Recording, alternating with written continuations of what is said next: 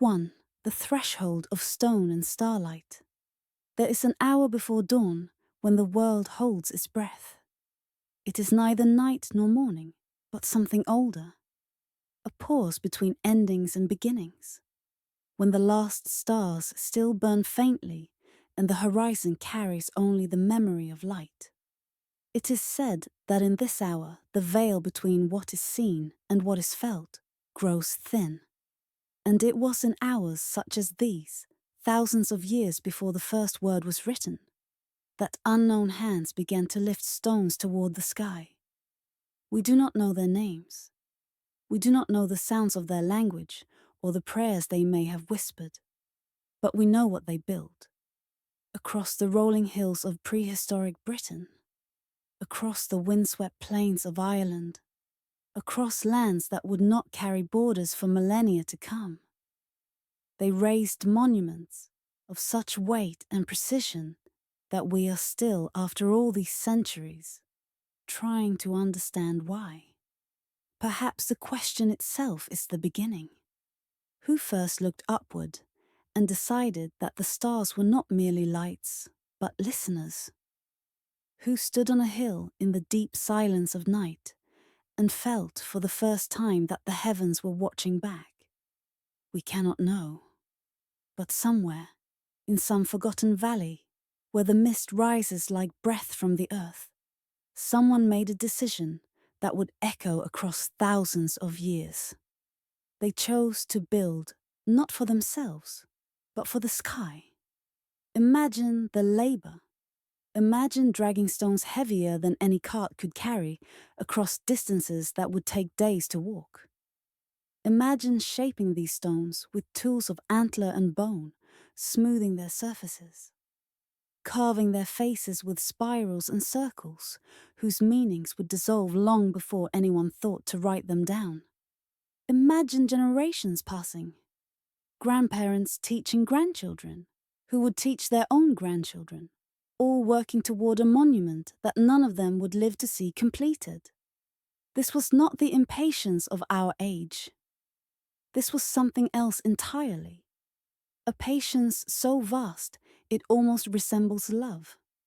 The temples they built were not temples as we understand them. There were no altars for sacrifice, no idols to worship, no priests in robes collecting offerings. These were thresholds, doorways, places where the world of breath and bone met something vaster, something that moved in cycles too slow for a single lifetime to comprehend. The stones were not walls to keep something out. They were gates to let something in. And what they let in was light. In the mist-wrapped valleys of what is now Ireland, there stands a mound older than the pyramids of Egypt. Newgrange, the archaeologists call it. Though that name is new, barely a few centuries old. The people who built it left no name at all. Only stones. Only darkness. Only a narrow passage that runs deep into the heart of the hill, pointing toward a horizon that matters only once each year. On the morning of the winter solstice, when the sun rises at its lowest and weakest point, something remarkable happens. A shaft of golden light enters through a small opening above the doorway. A roof box, carefully constructed, precisely angled. The light travels down the passage, minute by minute, until it reaches the inner chamber. And there, for approximately 17 minutes, it illuminates carvings that have waited in darkness for an entire year.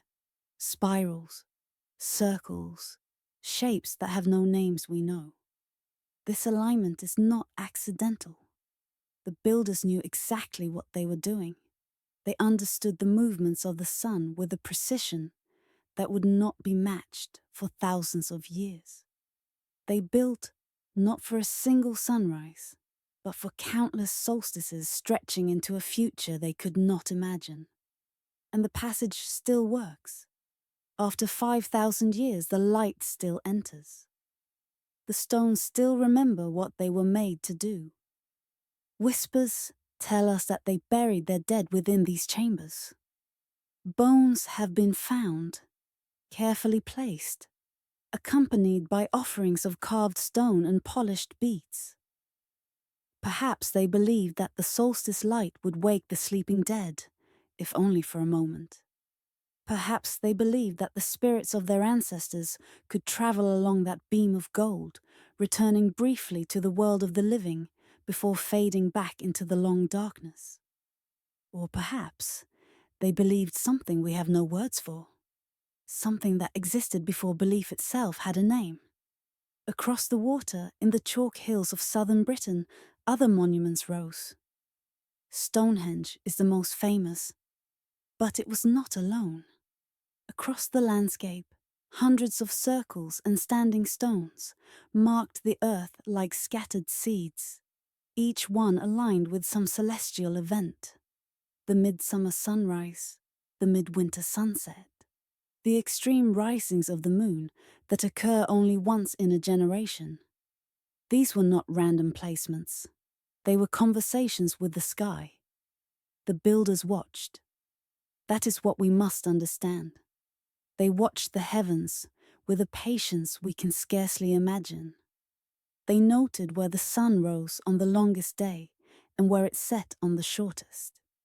They tracked the moon through its complex cycles, its slow drift north and south along the horizon over 18 years. They observed the stars, the Pleiades rising in autumn, Orion climbing the winter sky, and they marked these observations in stone, not in words. Words would come later, but in geometry, in alignment, in the patient placement of massive stones that would outlast everything else they made. It is said that the blue stones of Stonehenge were carried from Wales, over 150 miles away. Why? No one knows for certain. Perhaps those particular stones held sacred power. Perhaps they came from a place where the veil between worlds was especially thin. Perhaps the journey itself was the point, a pilgrimage of stone, a labor of devotion that gave the monument its meaning. We are left with questions, and perhaps that is exactly what the builders intended. Beneath the silence of these monuments, there is something that still hums. Not a sound exactly, more like a presence, a feeling that the stones are waiting for something, that they have always been waiting. The spiral carvings found throughout these ancient sites appear again and again. At Newgrange, at the tombs of Orkney, at passage graves scattered across Europe. No one knows what they mean.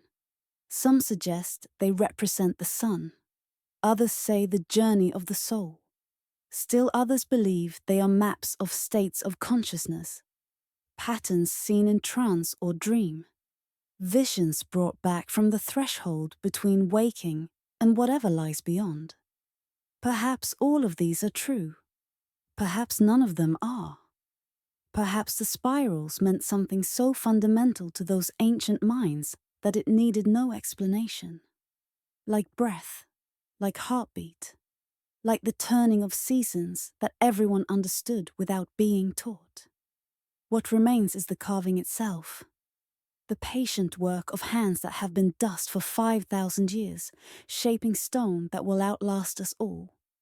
And so, we come to the end of this first threshold, not with answers, but with an image. Imagine standing inside a chamber of stone on the longest night of the year. The darkness is absolute. The cold seeps through everything. You have waited through the night, through the slow turning of stars you cannot see, through hours that feel like years. And then, at dawn, the first light appears, a thin line of gold at the entrance. It grows, moment by moment, creeping along the floor toward you. The spirals on the walls begin to glow. The darkness retreats. And for a few precious minutes, you stand in a place where time itself seems to pause, where the past and future meet in a single shaft of winter light. What did they feel, those ancient watchers? when the light touched the inner chamber? Relief? Joy? A grief too deep for tears? We cannot know. But something in us responds to the image. Something in us remembers, even if we cannot say what. Perhaps that is the gift they left us. Not knowledge, but wonder. Not certainty, but the sacred uncertainty of standing at a threshold, waiting for light that comes only once a year, trusting that it will come again. The stones still stand. The alignment still holds. And somewhere, in the deep blue hour before dawn, the sky still bends low to whisper to those who remember how to listen. 2. The astronomer priests of Heliopolis. There is a place beneath the crowded streets of modern Cairo where something ancient still sleeps. You cannot see it from the surface. The traffic passes over it. The markets spill their noise across it. The living city has long forgotten what lies beneath. But once, before the pyramids at Giza had yet risen from the desert, before Alexandria was even a dream, this ground held the most sacred temples in all of Egypt. This was Heliopolis. Iunu, the Egyptians called it, the city of the sun. And here, for more than 2,000 years, a brotherhood of priests watched the sky with a devotion we can scarcely imagine. It is said that the temple of Ra at Heliopolis was ancient even to the ancients. The pharaohs of the Old Kingdom came here on pilgrimage, seeking wisdom from priests whose order stretched back into the mists of pre-dynastic time. The Greeks, when they finally arrived, called the city Heliopolis and marveled at what they found. Libraries of astronomical records, calendars of impossible precision, and men who had spent their entire lives studying the movements of stars. But all of that is gone now. The temples were dismantled, stone by stone. The libraries burned or scattered. The obelisks were carried away to Rome, to London, to New York, where they stand today as orphaned monuments, far from the ground they were meant to mark. What remains in Heliopolis itself is almost nothing. A single obelisk, still standing.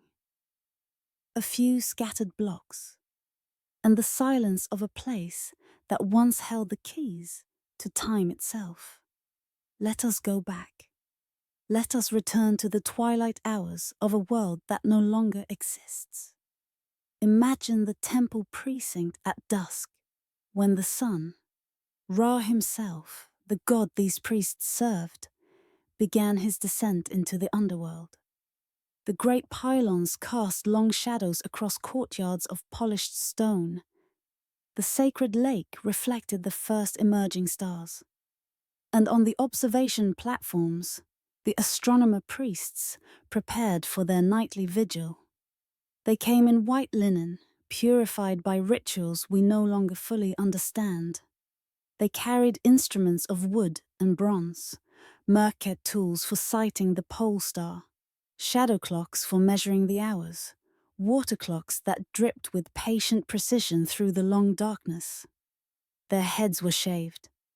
Their bodies were clean. For what they were about to do was not merely observation, it was communion. The sky, to these priests, was not empty space scattered with burning gases. It was a ceiling of lapis lazuli, across which the gods themselves walked in slow procession. The sun was Ra in his golden boat. The moon was Thoth, keeper of wisdom and time. The planets were wandering deities whose movements carried messages for those trained to read them.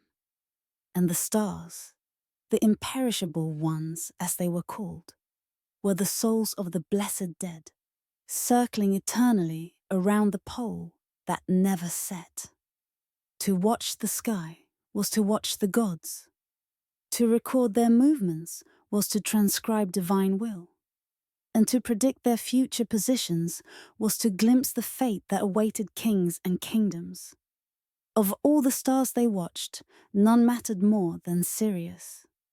The Egyptians called it Sopdet, and they observed something remarkable about its behavior. Each year, spring turned to summer, Sirius would disappear below the horizon. For 70 days, it would be invisible, lost in the glare of the sun.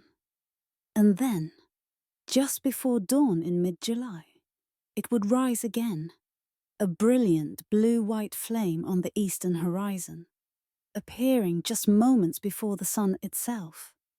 This heliacal rising of Sirius did not merely mark a date on the calendar. It announced the most important event in Egyptian life, the annual flooding of the Nile. Within days of Sirius returning to the sky, the river would begin to swell. Waters that had traveled from distant mountains in the heart of Africa would pour across the floodplain, depositing the rich black silt that made agriculture possible. Without this flood, Egypt would die.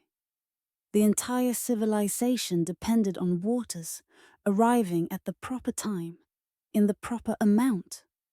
And the star Sirius, faithful beyond all human comprehension, announced its coming year after year, century after century. The priests of Heliopolis understood this connection in ways both practical and mystical. They developed calendars based on Sirius, tracking not only its rising but its relationship to the solar year.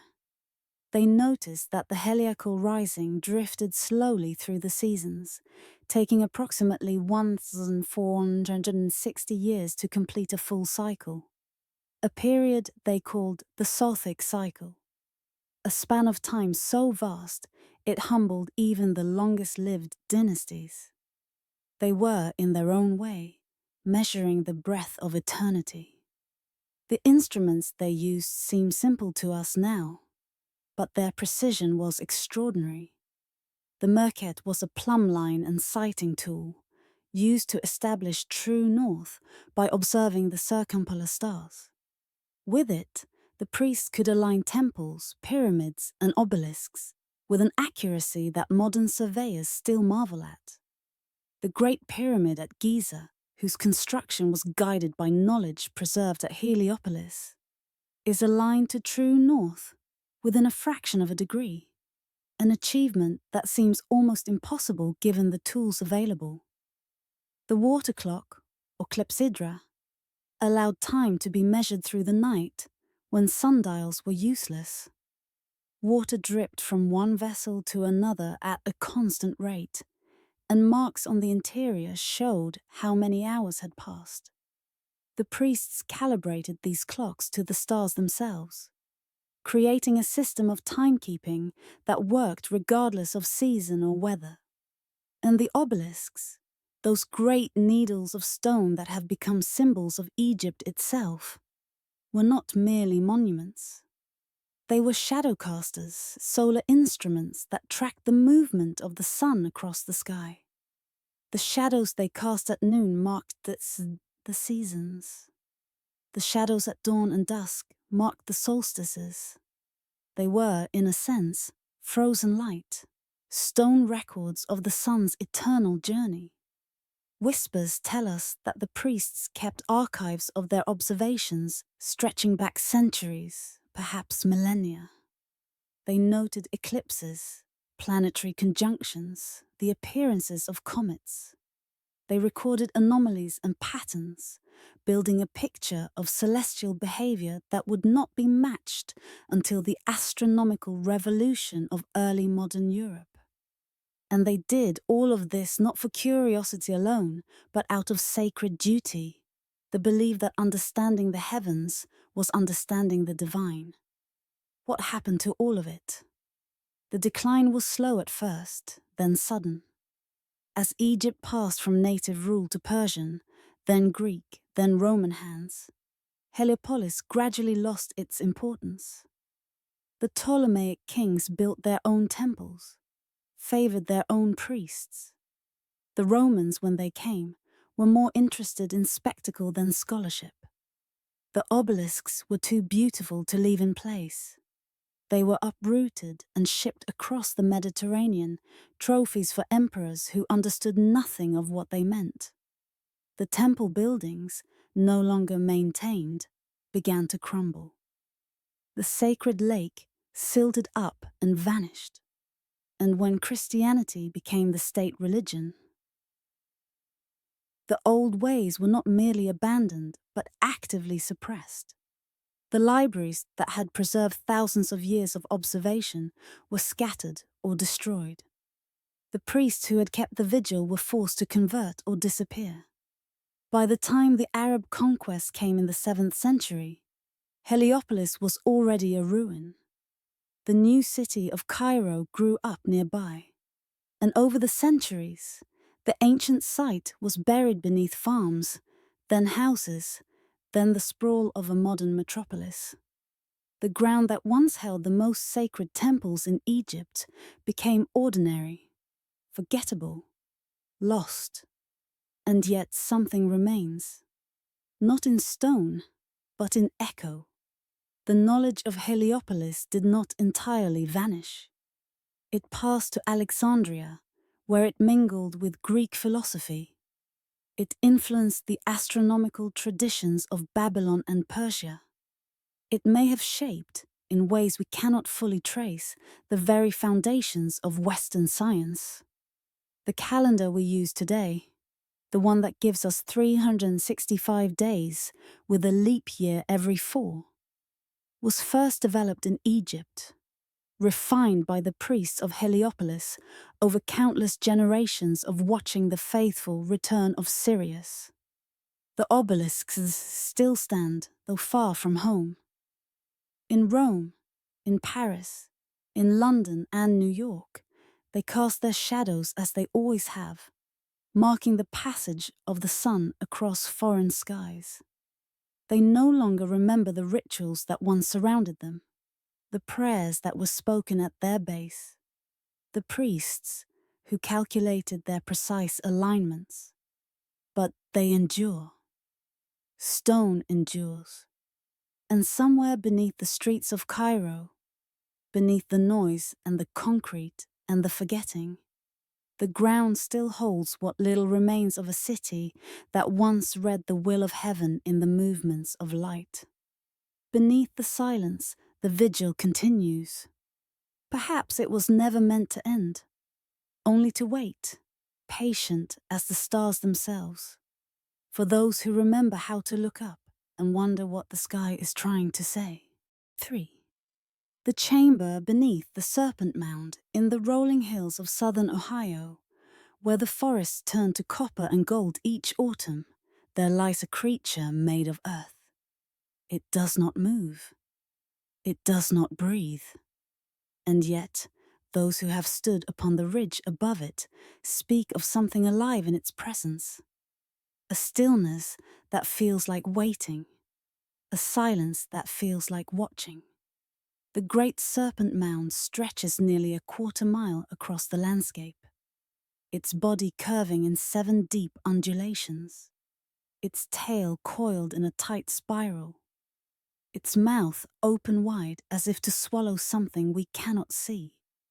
It is the largest serpent effigy in the world, and no one knows with certainty who built it or why. It is said that some places hold memory in ways we do not fully understand, not in words or monuments, but in the shape of the land itself, in the way a hill rises, in the direction a river bends, in the curve of earth that someone long ago decided to make sacred. This is such a place. Let us approach it slowly, as the builders might have wished. Imagine an autumn evening, when the sun hangs low and golden over the Ohio Valley. The trees are aflame with color: red maple, yellow hickory, the deep bronze of oak. The air carries the smell of fallen leaves and distant wood smoke. And there, along the ridge above Brush Creek, the serpent lies in perfect stillness, its curves catching the last light in ways that make the earth itself seem to breathe. From the ground, you cannot see the full form. The serpent is too vast, too close to comprehend. You walk along its body and feel only the gentle rises and falls of shaped soil, 3 feet high in places, 20 feet wide. It is only from above, from a height the builders themselves could never have achieved, that the true shape reveals itself. A serpent in motion, undulating across the hilltop, its head aligned with a point on the horizon that matters only twice each year. On the summer solstice, when the sun sets at its northernmost point, the light falls directly into the serpent's open mouth. Some believe this was intentional, a calendar written in earth and sky, marking the longest day with a precision that seems impossible for people without metal tools or written mathematics. Others note that the coils of the body align with other astronomical events. The winter solstice sunrise, the lunar standstills that occur only once every 18 years. The serpent, it seems, was watching the heavens. And perhaps the heavens were watching back. Who were the builders? This is where certainty dissolves into mist. For many years, scholars believe the mound was created by the Adena culture, who flourished in the Ohio Valley more than 2,000 years ago. The Adena were mound builders. They constructed burial mounds throughout the region. Earthen monuments to their honored dead. But recent studies have complicated this story. Radiocarbon dating of materials found at the site suggests the serpent may be younger than once thought. Perhaps built around 1,000 years ago by the Fort Ancient culture, who lived in these hills centuries after the Adena had faded from memory. Or perhaps both are true. Perhaps the site was sacred long before the serpent took its current form. Perhaps generations of people, separated by hundreds of years, added to and reshaped what they found, each leaving their own marks upon a place already heavy with meaning. The land itself offers clues. Beneath the serpent lies an ancient crater, not from a meteor, as some have suggested, but from a crypto-explosion, a geological upheaval that shattered the bedrock millions of years ago. The builders could not have known this in scientific terms, but they may have sensed something different about this ground, something powerful, something that demanded attention. Whispers tell us that indigenous peoples throughout the region held this place in reverence long before European contact. The serpent was not merely a monument, but a keeper, a guardian of something we can only guess at.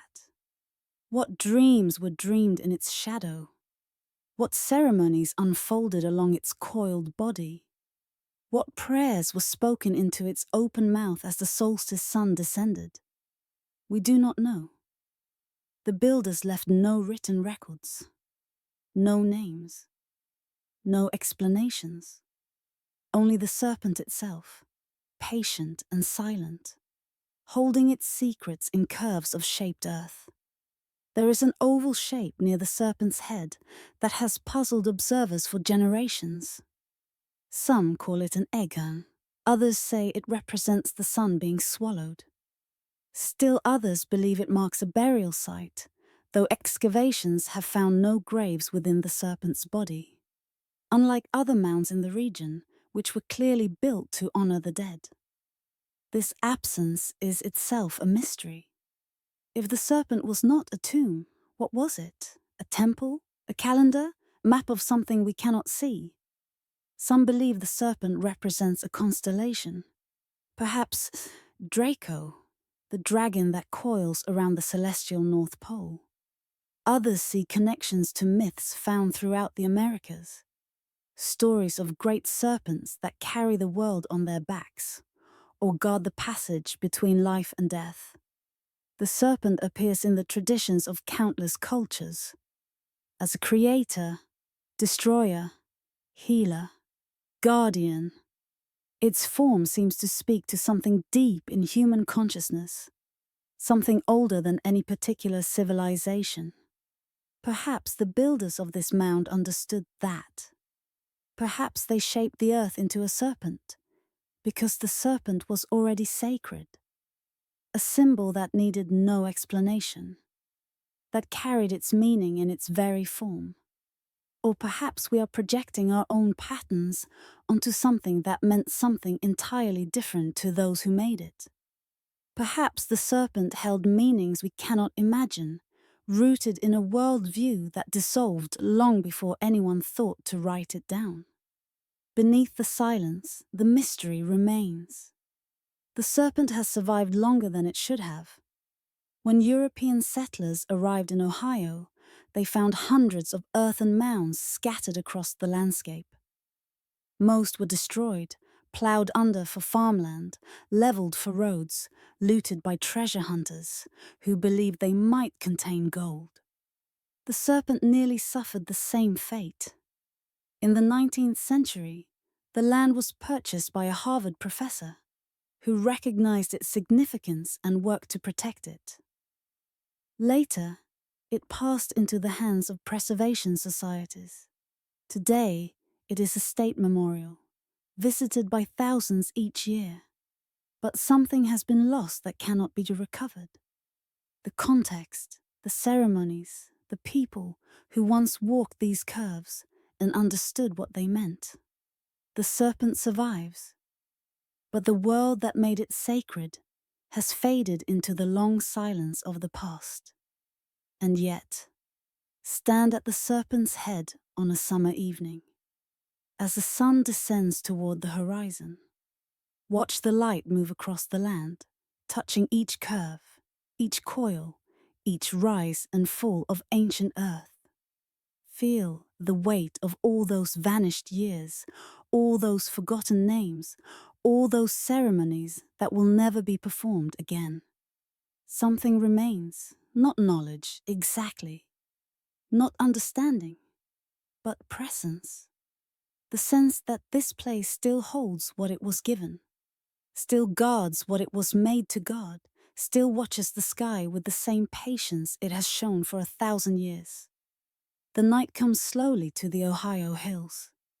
The serpent darkens by degrees, its curves dissolving into shadow. The first stars appear, perhaps the same stars the builders watched, the same lights they aligned their monument to receive. The creek below murmurs its endless song, carrying water that has flowed through this valley since long before humans arrived. What did they see, those ancient watchers? What did they hope for? What did they fear? We cannot know. The serpent keeps its silence, and perhaps that is as it should be. Perhaps some knowledge is not meant to be spoken, only felt. Perhaps some places exist not to answer our questions, but to remind us that questions themselves are sacred. That the deepest truths live not in explanations, but in the spaces where explanation fails. The serpent lies still upon its hill. Its mouth remains open, waiting for a sun that will return, as it always has, on the longest day. The coils mark their lunar alignments. The spiral tail curls inward, toward a center we cannot see, marked by the moon, shaped by hands that have returned to dust, holding a memory we can no longer rid. Perhaps, in the end, that is the message. Not what the serpent means, but that it means that someone, long ago, looked at this hill and saw something worth shaping, something worth preserving, something worth aligning with the patient movements of the sky. The land remembers, even when we forget. And the serpent waits, as it has always waited, for those who come with open eyes and quiet hearts, willing to stand in the presence of mystery without demanding that it speak. 4. Where the Maya counted the breath of Venus, there is a light that appears at dusk, brighter than any star, hanging low in the western sky as if reluctant to follow the sun into darkness.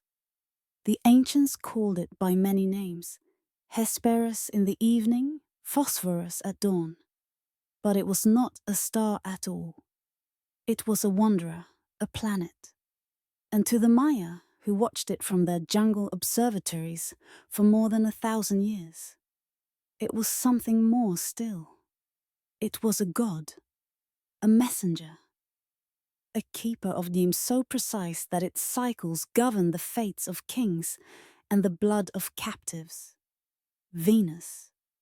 The Maya called it Noek, the great star, and they understood its movements with an accuracy that would not be matched anywhere in the world for centuries to come. Deep in the Yucatan, where the jungle grows so thick that temples can vanish within a generation, there once stood cities whose towers were aligned not with earthly roads, but with the wandering path of this celestial light. Uxmal, Chichen Itza, Copan. Names that have survived when so much else has been lost. In these places, astronomer priests climbed stone platforms in the humid darkness, watching, recording, calculating, translating the breath of Venus into prophecies that would echo across an empire. It is said that the Maya did not merely observe the sky, they conversed with it.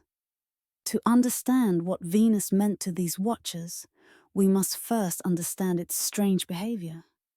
Unlike the fixed stars which rise and set in predictable patterns year after year, Venus wanders. It appears in the western sky at dusk as the evening star, growing brighter night after night, until suddenly it disappears, sinking below the horizon, invisible for days or weeks. Then, just as mysteriously, it reappears in the east, rising before the sun as the morning star, beginning the cycle anew. This disappearance troubled ancient astronomers everywhere. Where did the bright wanderer go during its absence? What happened in those dark days when it could not be seen? The Maya had an answer. Venus descended into Xibalba, the underworld, a place of trials and terrors, ruled by death lords who delighted in tormenting those who passed through their realm. The planet's disappearance was not mere celestial mechanics. It was a journey through darkness, a confrontation with death itself. And when Venus emerged again on the opposite horizon, it was not the same star that had set. It was transformed, reborn, victorious over the lords of the underworld, at least for another cycle. This was not metaphor to the Maya. It was cosmic truth, written in light across the night sky, repeating every 584 days with a reliability that must have seemed like proof of divine order. And the Maya calculated this cycle with extraordinary precision. Their figure for the synodic period of Venus, the time between successive appearances as the evening star, was accurate to within 2 hours over 5 centuries. They predicted its movements so precisely that their tables, created more than 1,000 years ago, can still be verified against modern astronomical data. The sky, to them, was not random. It was a book written in light, and they had learned to read it. But the knowledge came with weight, with responsibility, with blood. Venus, for all its beauty, was not a gentle god. The Maya associated its heliacal rising, its first appearance as the morning star after the period of invisibility, with war, conquest, and sacrifice. The light that emerged from the underworld carried the energy of that passage, an energy that demanded release. Whispers tell us that kings planned their battles around Venus. They would wait, sometimes for months, until the planet emerged at the proper moment. And then they would strike. Captives taken in these Venus-blessed wars were not ordinary prisoners. They were offerings. Their blood was required to honor the god who had risen victorious from the underworld, to ensure that the cosmic cycles would continue. This is the darker current that runs beneath the Maya achievement. Their astronomical precision was not merely intellectual curiosity. It was theology made practical. The movements of Venus determined when men would fight, when captives would die, when kings would be crowned. The sky was not separate from human affairs. It was intertwined with them, each influencing the other in an endless dance of light and shadow. We cannot look away from this. The beauty of their calculations cannot be separated from the blood that those calculations sometimes demanded. To understand the Maya astronomers is to understand that the universe they inhabited was not neutral. It was alive with the forces that required acknowledgement, appeasement, participation. The stars watched, and sometimes what they watched for was sacrifice. In the year 1562, a Spanish bishop named Diego de Landa ordered the destruction of Maya books. Thousands of codices, bark paper manuscripts containing centuries of accumulated knowledge, were gathered and burned in a single day. Astronomy, history, mythology, medicine, all of it consigned to flames in the name of a god who had no patience for competing cosmologies. The Maya elders who witnessed this burning wept. They understood what was being lost. An entire civilization's conversation with the heavens, reduced to ash. Only 4 codices survived. 4 out of thousands. Among them is the Dresden Codex, named for the German city where it eventually came to rest. Its pages, painted on bark paper that has somehow endured for 8 centuries, contain the most complete record of Maya Venus observations that we possess. Tables of numbers, columns of glyphs, predictions stretching centuries into the future, all of it preserved by accident. By the chance that this particular book was sent to Europe as a curiosity before the burnings began. Modern astronomers have studied these tables with something approaching reverence. The calculations are not approximate, they are precise. The Maya tracked Venus through 5 complete cycles, correcting for small errors that accumulated over time, developing mathematical techniques that would not appear in European astronomy for hundreds of years. What else was lost in those flames?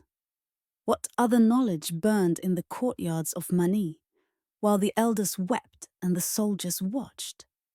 We cannot know. The silence where those books once existed is perhaps the deepest mystery of all. Visit Chichen Itza today and you will find the caracal, the observatory, named for the spiral staircase that winds through its interior. The windows of this tower are aligned not with the cardinal directions, but with the extreme positions of Venus on the horizon. Through these narrow slits, astronomers watched for the first glimmer of the morning star, recording its position, calculating its return. The tower is partially ruined now. Jungle has been cleared from around it, but the stones are weathered, the alignments difficult to trace. Tourists photograph it and move on to the Great Pyramid, never knowing that this modest structure was once a gateway between worlds, a place where human eyes met celestial light, where the breath of Venus was counted and recorded and transformed into prophecy. What did they feel, those astronomer priests, when the planet finally appeared? We cannot know for certain.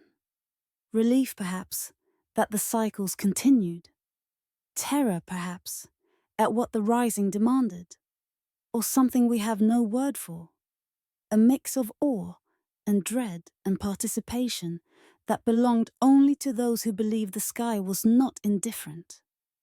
That it watched, that it waited, that it required something of those who watched back. The jungle has its own patience. Given time, it reclaims everything. Temples that once gleamed white in the tropical sun are swallowed by roots. Observation slits fill with debris. The precise alignments shift. Stones settle and walls collapse. The stars continue their ancient patterns. But there is no one left who remembers what they mean. And yet the knowledge has not entirely vanished. It lives in the surviving codices, in the inscriptions on stone monuments, in the work of scholars who have spent lifetimes piecing together what was almost lost. The Maya understanding of Venus has not been surpassed. It has been confirmed. Modern astronomy has verified what the astronomer priests knew, that the cycles are real, that the calculations are accurate, that the wanderer follows its path with the same precision it showed 1,000 years ago. Perhaps that is the final gift of the Maya astronomers. Not just knowledge, but proof that knowledge of this kind is possible. That human beings, watching the sky from jungle towers without telescopes or computers, could map the movements of a planet with an accuracy that still astonishes. The stars do not remember them. Venus rises and sets as it always has, indifferent to the prayers and sacrifices once offered in its name. But we remember, beneath the silence of the ruined towers, where the jungle waits to reclaim what remains. We carry the echo of their watching. The breath of Venus continues. And somewhere in the warm darkness of a tropical night, the great star rises once more, bright and terrible and beautiful, keeping faith with cycles that will outlast us all. 5. The towers of silence in Persia upon the high plateaus of ancient Iran, where the wind has carried the dust of empires for 3,000 years, there once burned fires that were never allowed to die. These were not ordinary flames. They were prayers made visible, offerings of light in a cosmos that the Persians understood as an eternal battlefield between brightness and shadow. And beside these sacred fires, in towers built upon the highest ground, there watched a brotherhood of priests whose name would echo through centuries until it became synonymous with mystery itself. The Magi, the watchers, the keepers of flame and star. It is said that when Greek travelers first encountered these priests, they were struck by the depth of their astronomical knowledge. The Magi could predict eclipses. They tracked the wandering planets across their complex paths. They divided the night sky into constellations and assigned to each a meaning, a destiny, a role in the cosmic drama that they believed was unfolding above them every night. But the Greeks understood only part of what they witnessed. For the Magi, astronomy was not separate from theology. The stars were not merely lights to be catalogued.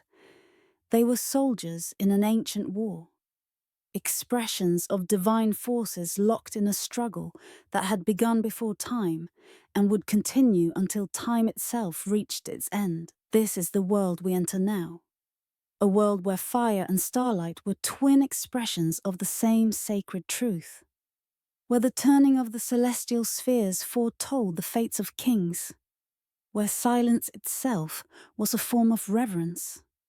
Let us begin at dusk.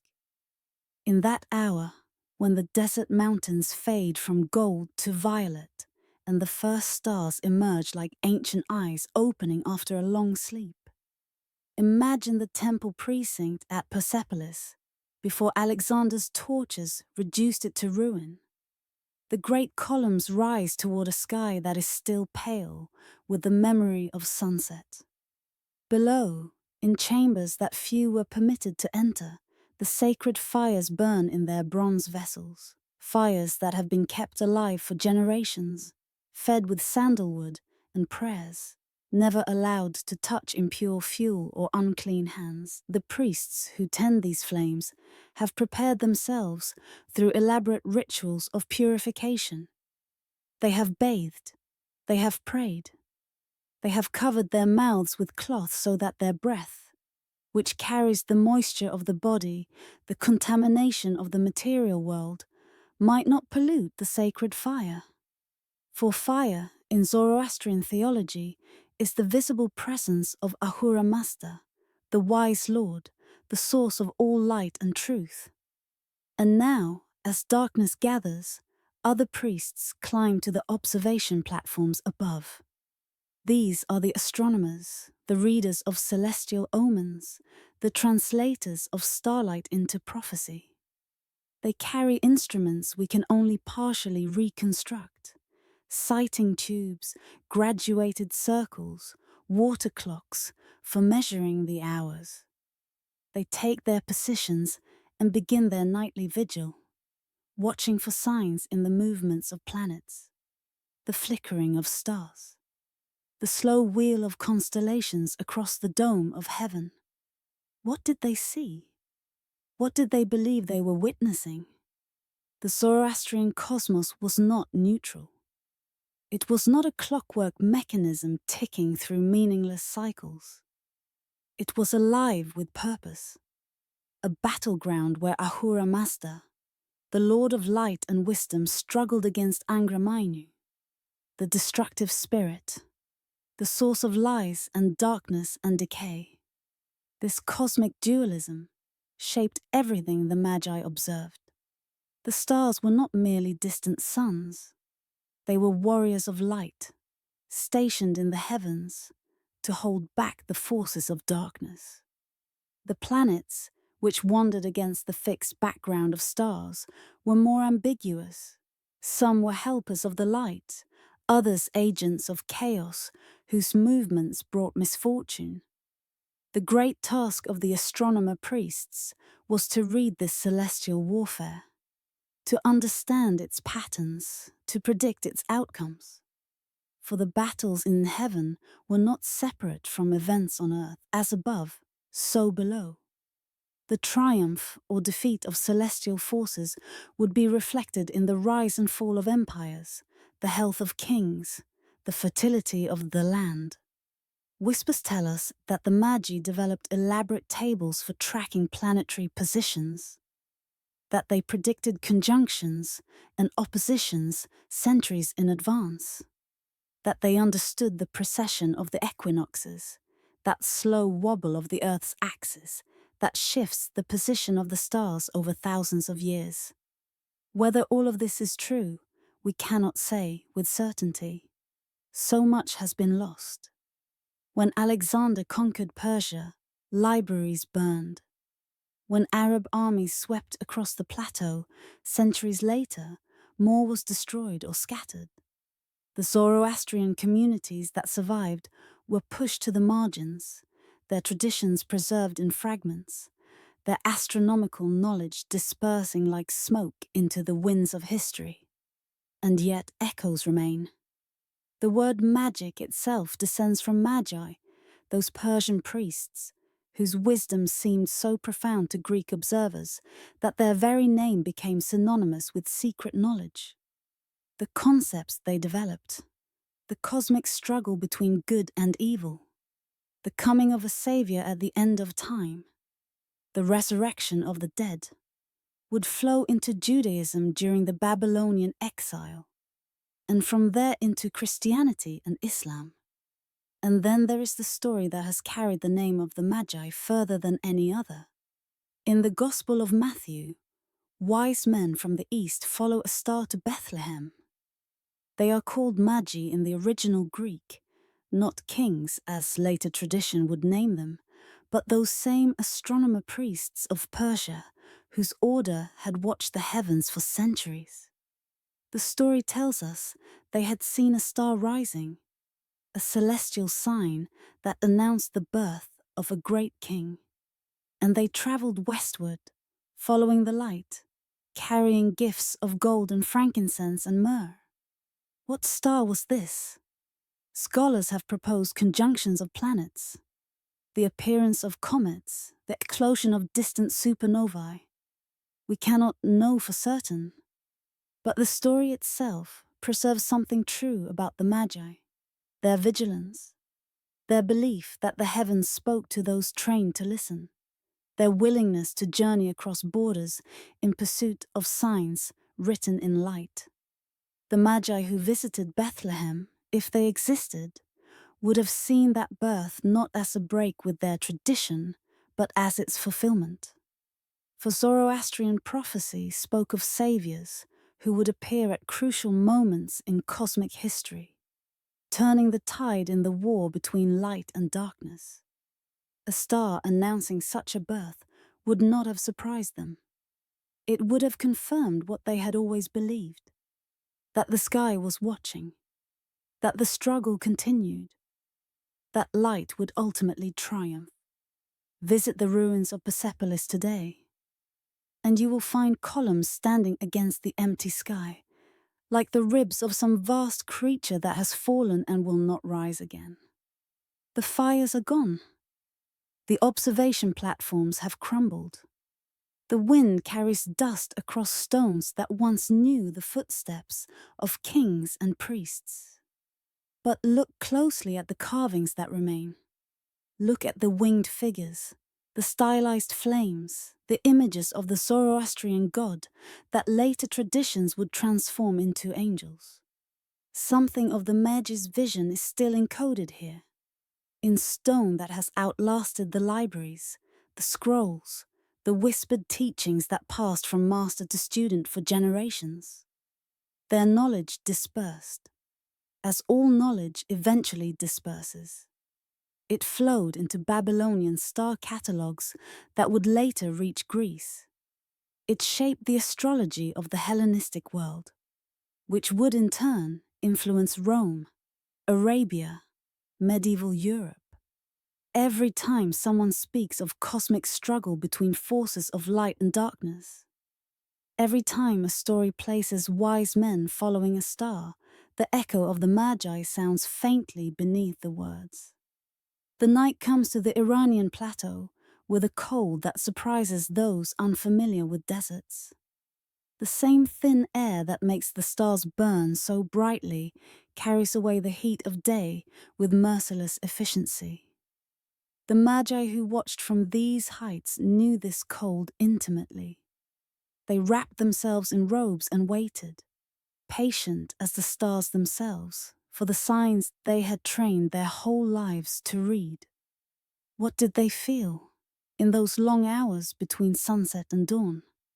What passed through their minds as they watched the slow procession of constellations, knowing themselves to be witnesses to a war that had been waged since before the world began? We cannot know. The silence has claimed their voices along with their names. But perhaps in that very silence, something of their vigil continues. The stars they watched still burn in their ancient positions. The cosmic cycles they tracked still turn, indifferent to the empires that have risen and fallen beneath them. And somewhere in the darkness, in the space between firelight and starlight, between what is known and what can only be felt, the Magi's wisdom waits. Not as knowledge written in books, for those books are ashes now, but as echo, as presence, as the faint and sacred certainty that the light has not gone out, that the watchers are not entirely forgotten, that some truths survive even when the towers crumble and the flames are finally allowed to die. Beneath the silence, the vigil continues, marked by the moon, remembered by the stars, carried on the wind that has blown across these plateaus for 3,000 years, and will blow for 3,000 more, whispering secrets that only the patient can hear. 6. The stone circles of the forgotten, north in the grey hour before dawn, when the world has not yet decided whether to wake or return to dreaming. There are places where the veil between what is and what was grows thin as mist. These places do not announce themselves. They wait. They have been waiting for thousands of years, patient as stone, silent as the dead who may still rest beneath them. On a windswept ridge in the Outer Hebrides, where Scotland dissolves into the cold Atlantic, a circle of standing stones rises from the peat, like hooded figures frozen in the midst of some ancient ceremony. This is Callanish. The locals call the stones Fear Berege, the false men, as if the stones were once people, transformed by enchantment into pillars of Lewisianes. A rock so old it was formed before complex life existed on Earth. The stones have stood here for nearly 5,000 years, longer than the pyramids, longer than Stonehenge, longer than any written word in any language still spoken. And still they wait, arranged in patterns that align with events in the sky that most of us have forgotten to notice. It is said that the moon, at its most extreme rising point, a phenomenon that occurs only once every 18 years, threads between these pillars in a dance of light and shadow. Those who built Callanish understood this cycle. They planned for it. They shaped their monument around a celestial event that none of them would live to see more than 4 or 5 times in an entire lifetime. What patience this required. What faith in something larger than a single human span, beyond the boundaries of Rome's crumbling influence. In lands the legions never fully conquered, the ancient peoples of the north raised monuments that still defy easy explanation. From the rain-soaked hills of Ireland to the windswept coasts of Brittany, from the Scottish Islands to the chalk downs of southern England, stone circles and standing stones mark the landscape like scattered seeds from some forgotten harvest. They built without metal tools. They left no written records. We do not know what they called themselves, what language they spoke, what gods they honored. All we have are the stones themselves, and the alignments those stones preserve, pointing toward horizons where certain stars rose and set, where the sun reached its extreme positions, where the moon performed its slow and complex dance across the sky. These were not random placements.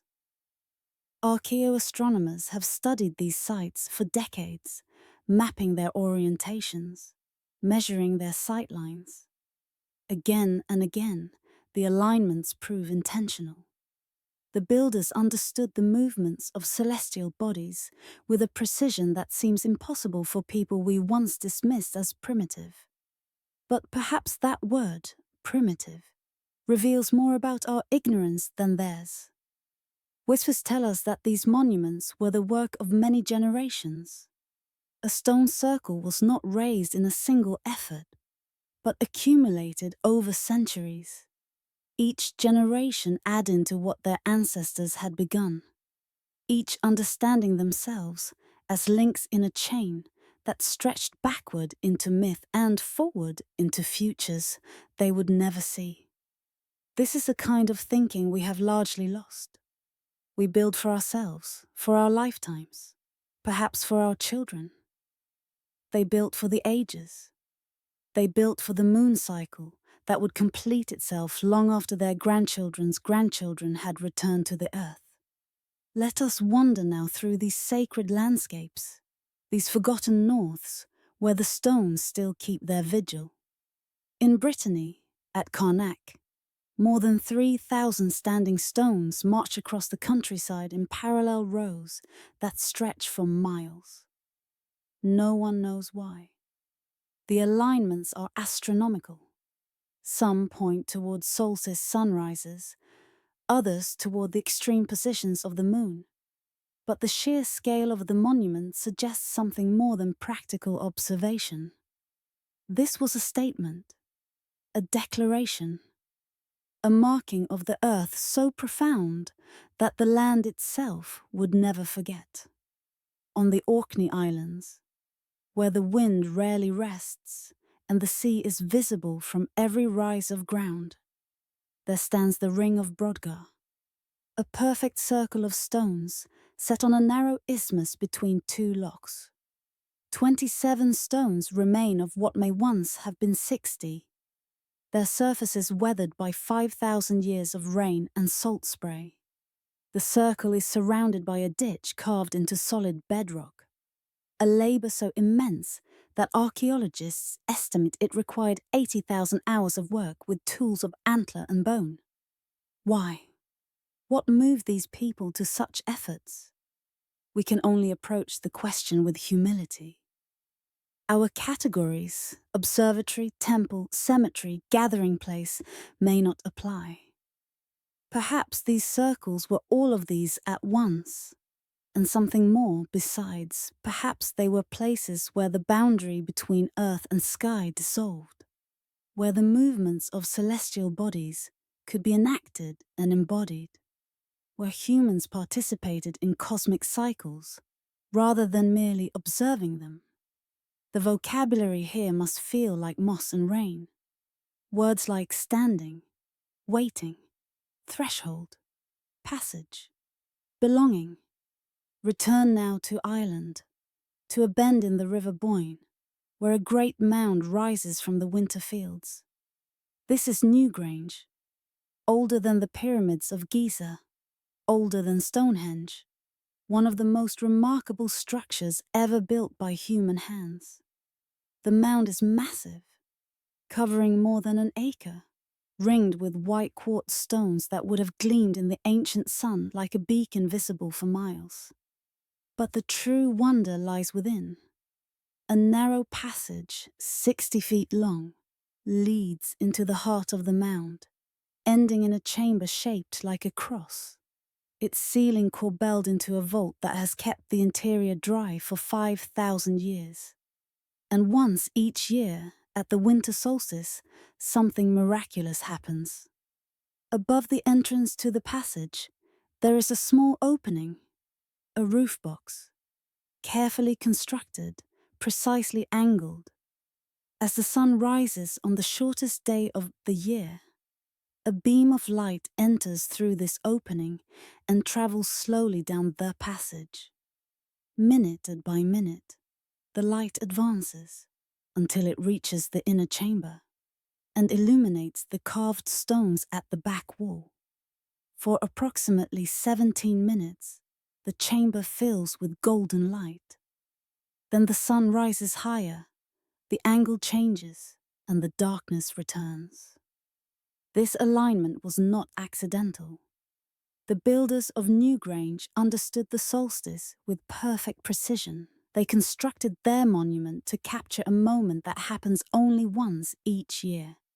A moment that has repeated faithfully for 50 centuries and will continue repeating for centuries to come, as long as the stones endure and the earth continues its ancient dance around the sun. What did they feel, those ancient people, when the light entered the chamber? Were the ashes of their honored dead placed within, awaiting this annual resurrection? Did the living gather outside, watching, waiting, praying for the light to return as it always had, as it always would? We cannot know, but something in us responds to the image. Something in us understands the longing for light in the darkest time of year. The hope that the sun will return, that the cycle will continue, that we are not abandoned in the cold and darkness. The twilight comes early in these northern lands. The stones darken by degrees, their shadows lengthening across the peat and heather. The wind carries the smell of rain from the sea. And in that grey hour between day and night, the monuments seem to wake, not into movement, but into a deeper stillness, a presence that can only be felt when the noise of the modern world fades away. These circles were not built for us. They were built for people whose names we will never know, whose languages have dissolved into silence, whose beliefs we can only guess at from the arrangements of stone they left behind. And yet the stones still stand. The alignments still work. The solstice light still enters the chamber at Newgrange, as it has entered for 5,000 winters, asking nothing, offering nothing except the simple proof that some things endure. Beneath the silence, something remains. Not knowledge exactly, not even memory, but something older than both, a sense of connection to those who came before, who looked at the same stars, who waited for the same returning light, who understood that their lives were brief, but the patterns they traced in stone might last forever. The builders have returned to the earth. Their ceremonies have ended. Their voices have faded into the wind that blows across these sacred hills. But the stones still wait, still watch, still mark the slow turnings of the sky above their cold and sacred lands. And perhaps on certain nights, when the moon rises at its most extreme point, when the mist lifts from the peat bogs and the stars burn cold and clear, perhaps then, for those who have learned patience, who have learned humility, who have learned to listen to the silence, the stones still speak. We have only to remember how to hear it. 7. The lost observatory of Ulugh Beg. In the ancient city of Samarkand, where the Silk Road once carried spices and silk and whispered secrets between empires, there lived a prince who cared nothing for conquest. While other rulers dreamed of expanding their territories, of armies and victories and the submission of rivals, this prince dreamed only of the stars. He spent his nights not in feasting halls but on observation platforms, watching the slow wheel of constellations, measuring the positions of celestial bodies with a precision that would not be surpassed for 200 years. His name was Ulugh Beg, and the observatory he built upon a hill outside Samarkand would become for a brief and brilliant moment the most accurate astronomical instrument the world had ever known. It is said that some souls are born looking upward, drawn to the heavens by a longing they cannot explain. Ulugh Beg was such a soul. He was the grandson of Timur the Great. Tamerlane, the conqueror who had built pyramids of skulls and left cities burning in his wake. But the grandson inherited none of his grandfather's thirst for blood. He inherited instead a different kind of hunger. For knowledge, for precision, for the patient work of understanding what moved in the night sky, and why. In the year 1420, when Ulugh Beg was 36 years old, and the ruler of a vast but troubled empire, he began construction of an observatory that would consume his passion for the rest of his life. And in that observatory, he and his astronomers would chart the heavens with an accuracy that still astonishes those who study their work today. Let us descend now into the archive where the work began. Imagine a long room lit by oil lamps, their flames steady in the still air. Scholars sit at wooden tables covered with manuscripts. Greek treatises translated into Arabic, Persian star catalogues refined over centuries, Indian astronomical texts carrying knowledge from traditions even older. The accumulated wisdom of 3 civilizations lies spread across these surfaces, waiting to be synthesized, corrected, surpassed. Ulugh Beg himself often worked among these scholars. He was not a dilettante prince dabbling in astronomy for amusement. He was a serious mathematician, capable of making his own calculations, of catching errors in the work of others. The scholars who gathered at Samarkand were among the finest minds of the age. Men like Jamshed al-Kashe, whose mathematical innovations would influence science for centuries, and Qadizada al-Rumi, whose commentary on ancient texts opened new pathways of understanding. Together, they undertook a project of extraordinary ambition: to observe and catalogue the positions of over 1,000 stars with a precision that would render all previous catalogues obsolete. Not approximately, not close enough, but with an accuracy measured in fractions of degrees, pushing the limits of what could be achieved with the instruments of their time. To accomplish this, they would need something unprecedented. They would need an instrument so large, so precisely constructed, that even the smallest measurements could be trusted. They would need the great sextant of Samarkand. Carved into the hillside behind the observatory, the sextant was a curved trench, nearly 60 meters long. A colossal arc of stone and marble, descending into the earth at a precise angle. Along its length, graduated markings allowed astronomers to measure the altitude of celestial bodies as they crossed the meridian, tracking their positions night after night, season after season, year after year. The scale of this instrument is difficult to grasp. Imagine a curved corridor of polished stone, wide enough for 2 men to walk abreast, plunging down into the earth at an angle of 45 degrees. At the bottom, the arc continues underground, protected from the elements.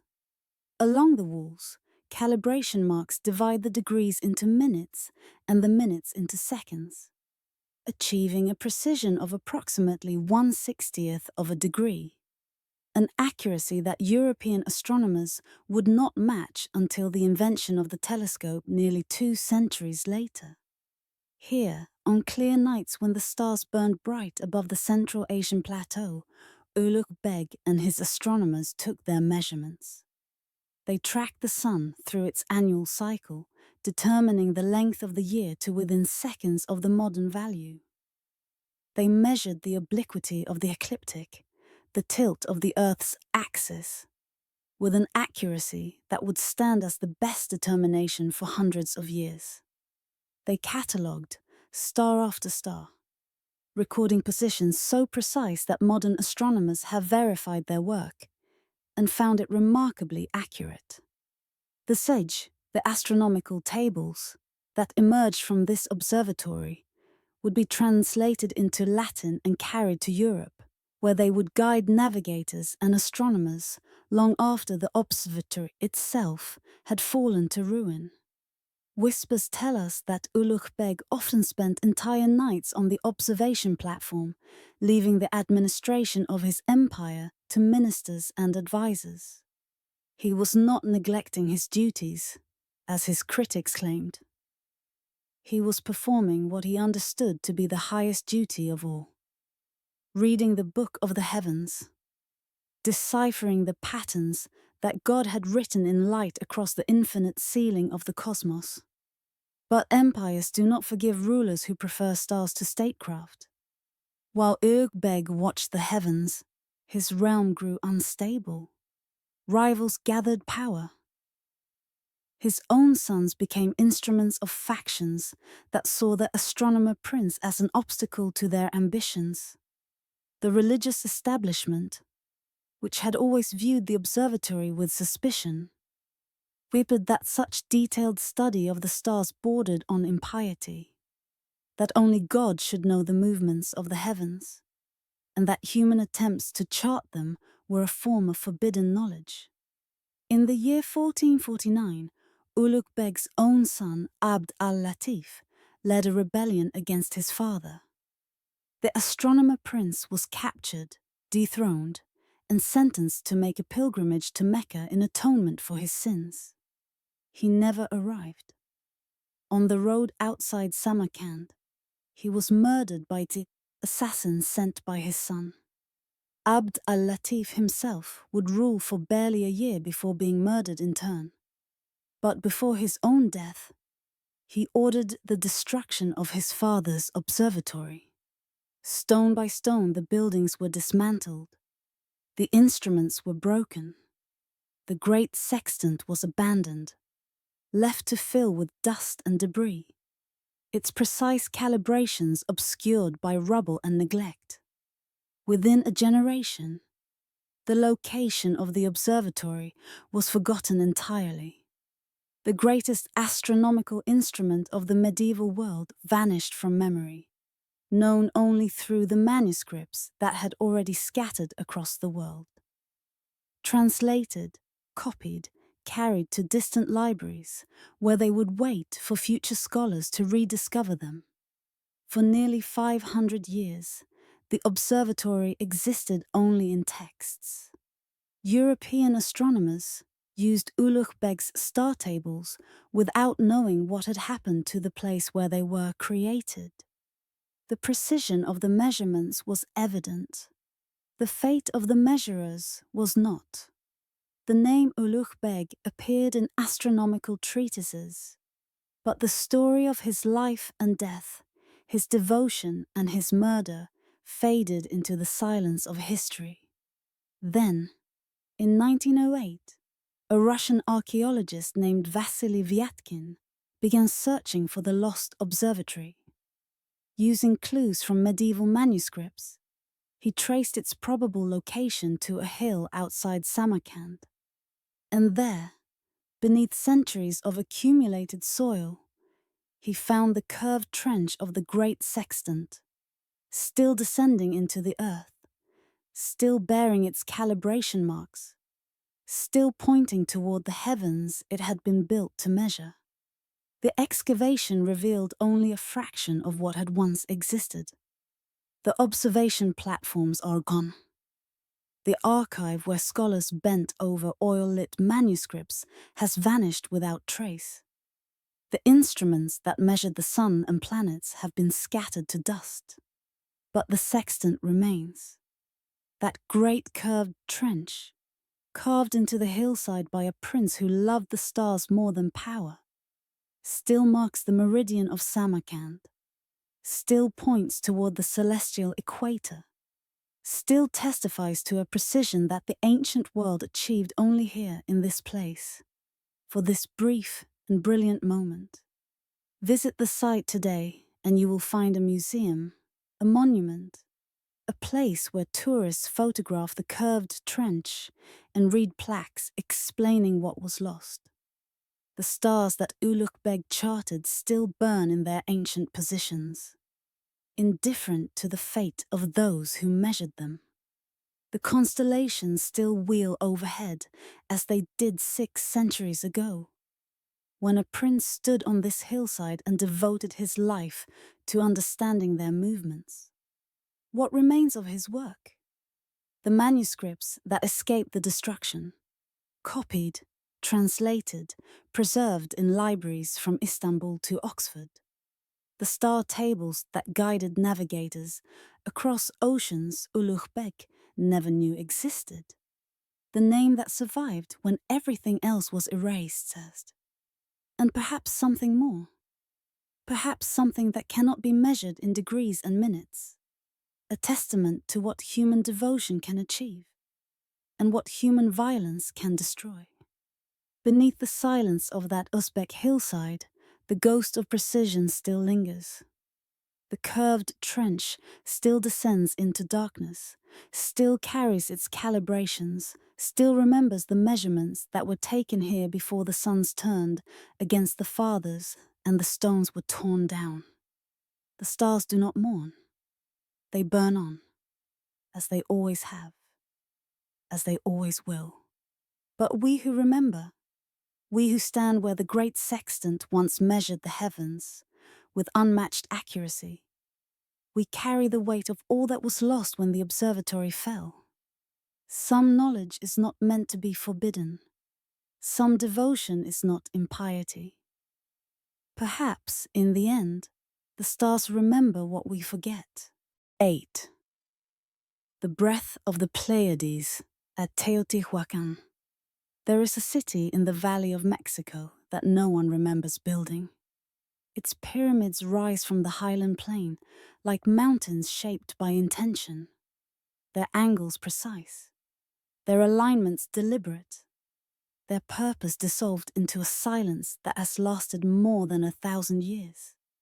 We do not know what its founders called it. We do not know what language they spoke. We do not know what gods they honored or what prayers they lifted toward the sky. We know only that when the Aztecs arrived centuries after the city had fallen into abandonment, they found it already ancient, already holy, already wrapped in a mystery so profound that they gave it a name of reverence and fear. Teotihuacan, the place where men become gods. What happened here, in this valley, beneath the clear mountain sky? What transformation was sought? What transcendence attempted? What covenant struck between earth and heaven? The stones do not answer, but they remember. And if we walk the avenue of the dead at twilight, when the first stars emerge over the pyramid of the sun, we may begin to feel the shape of what was lost, not as knowledge, but as presence, as breath, as the faint echo of ceremonies that have not been performed for 1,500 years. Let us begin with the stars themselves. In the soft darkness before true night, when the western sky still holds the memory of sunset, there appears a cluster of lights so distinctive that nearly every culture on earth has given it a name.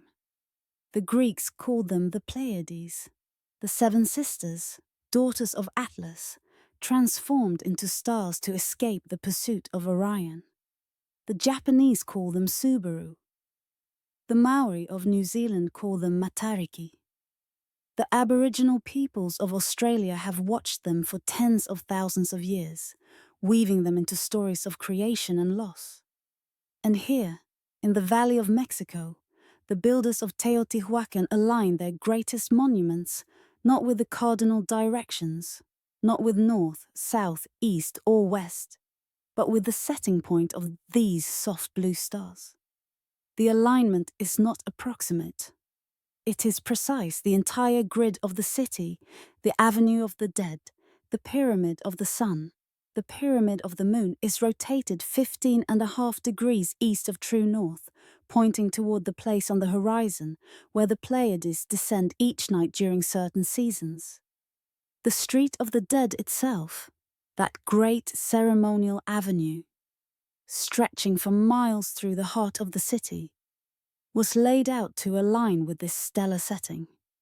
Why?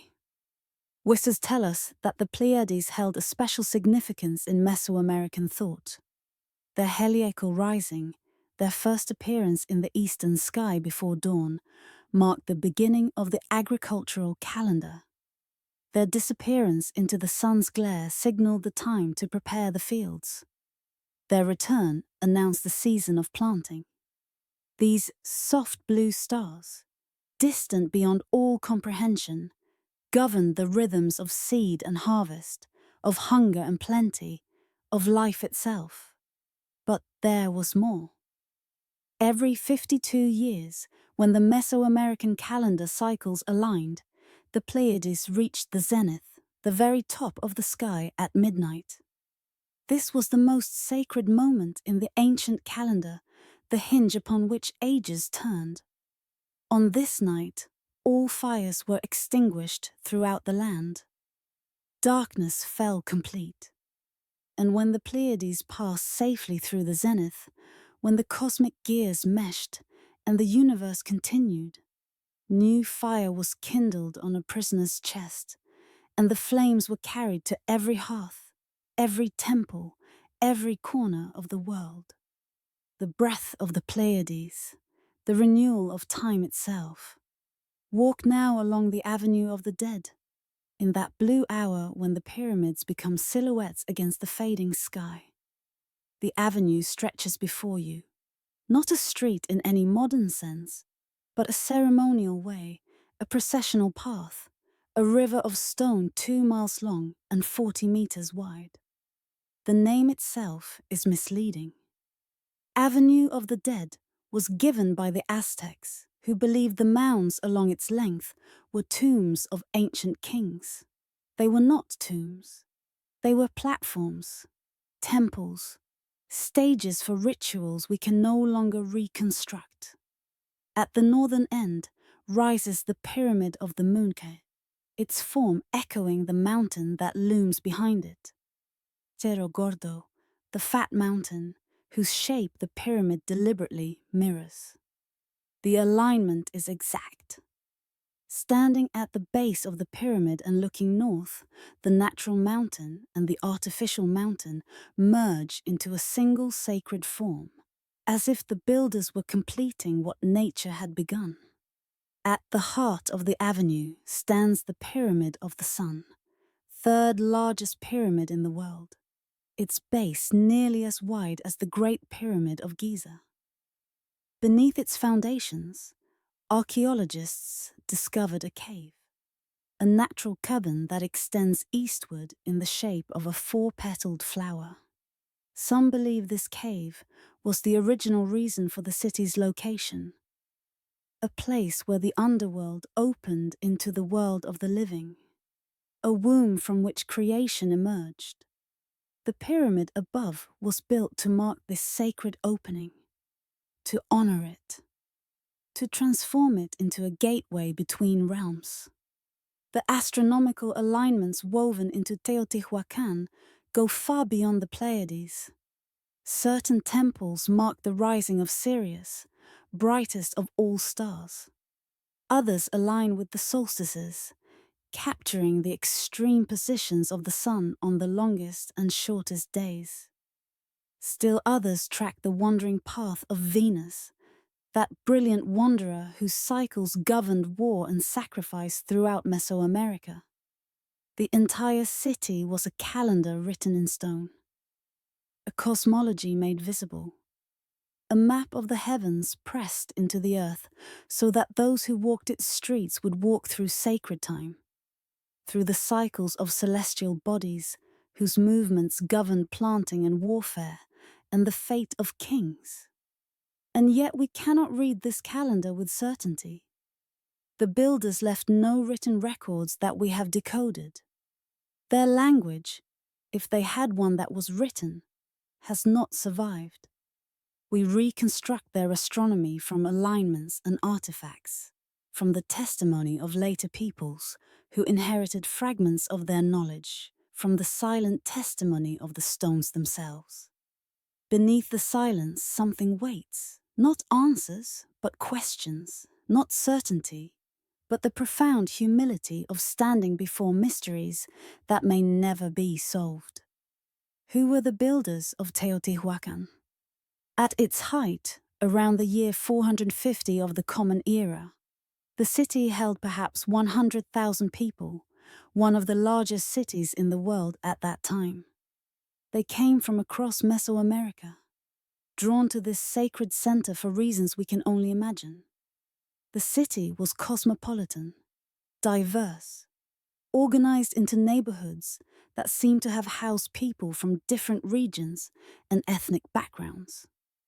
They produced art of extraordinary sophistication. They traded with civilizations hundreds of miles away. They maintained their city for nearly 7 centuries, generation after generation, adding to and reshaping what their ancestors had built. And then, around the year 550, something happened. The city burned, not from outside invasion, it seems, but from within. The temples along the Avenue of the Dead were systematically destroyed, their images defaced, their sacred objects smashed, the population dispersed. Within a generation, Teotihuacan had become a ghost city. its pyramids standing empty beneath the highland sky. What catastrophe brought this end?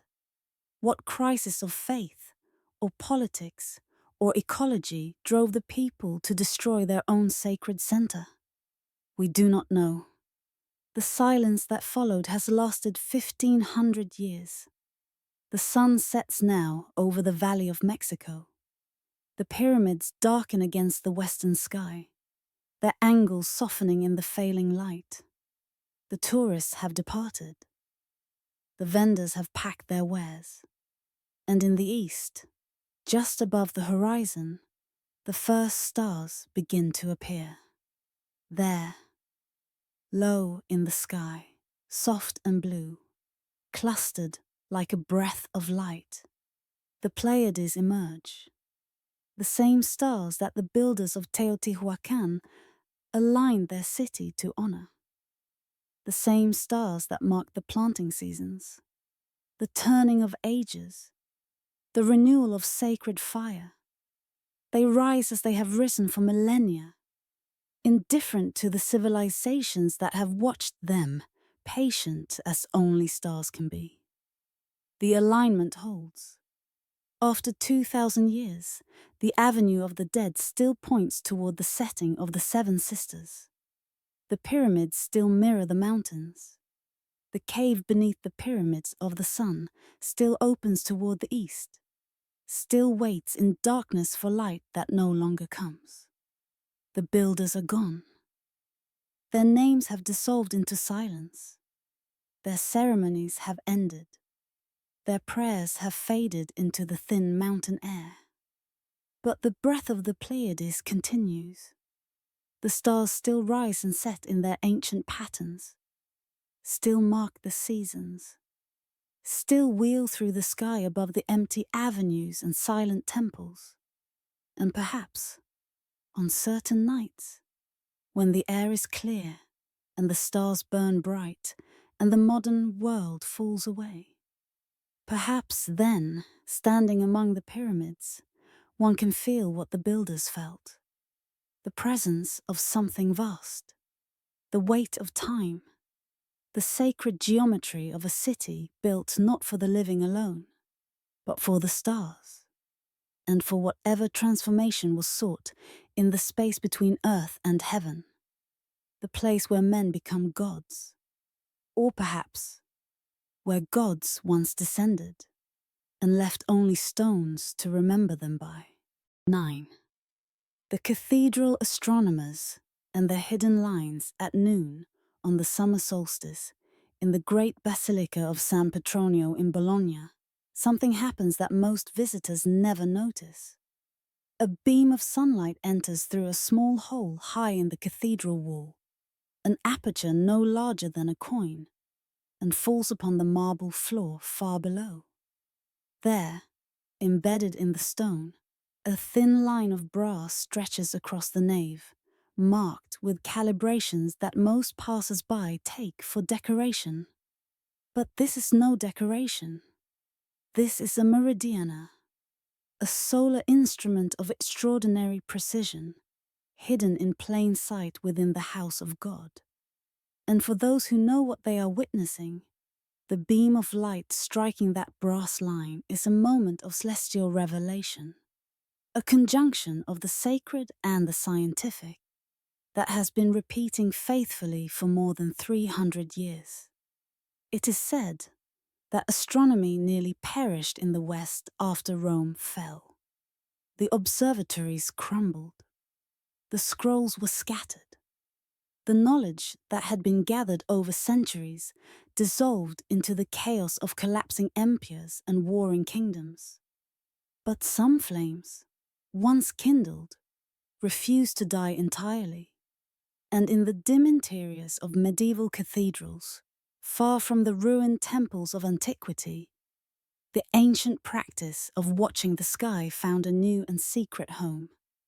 This is the story of the cathedral astronomers, those patient souls who measured the heavens not from mountaintops, but from church floors, not with great instruments exposed to the stars, but with beams of light falling through carefully positioned holes in sacred walls.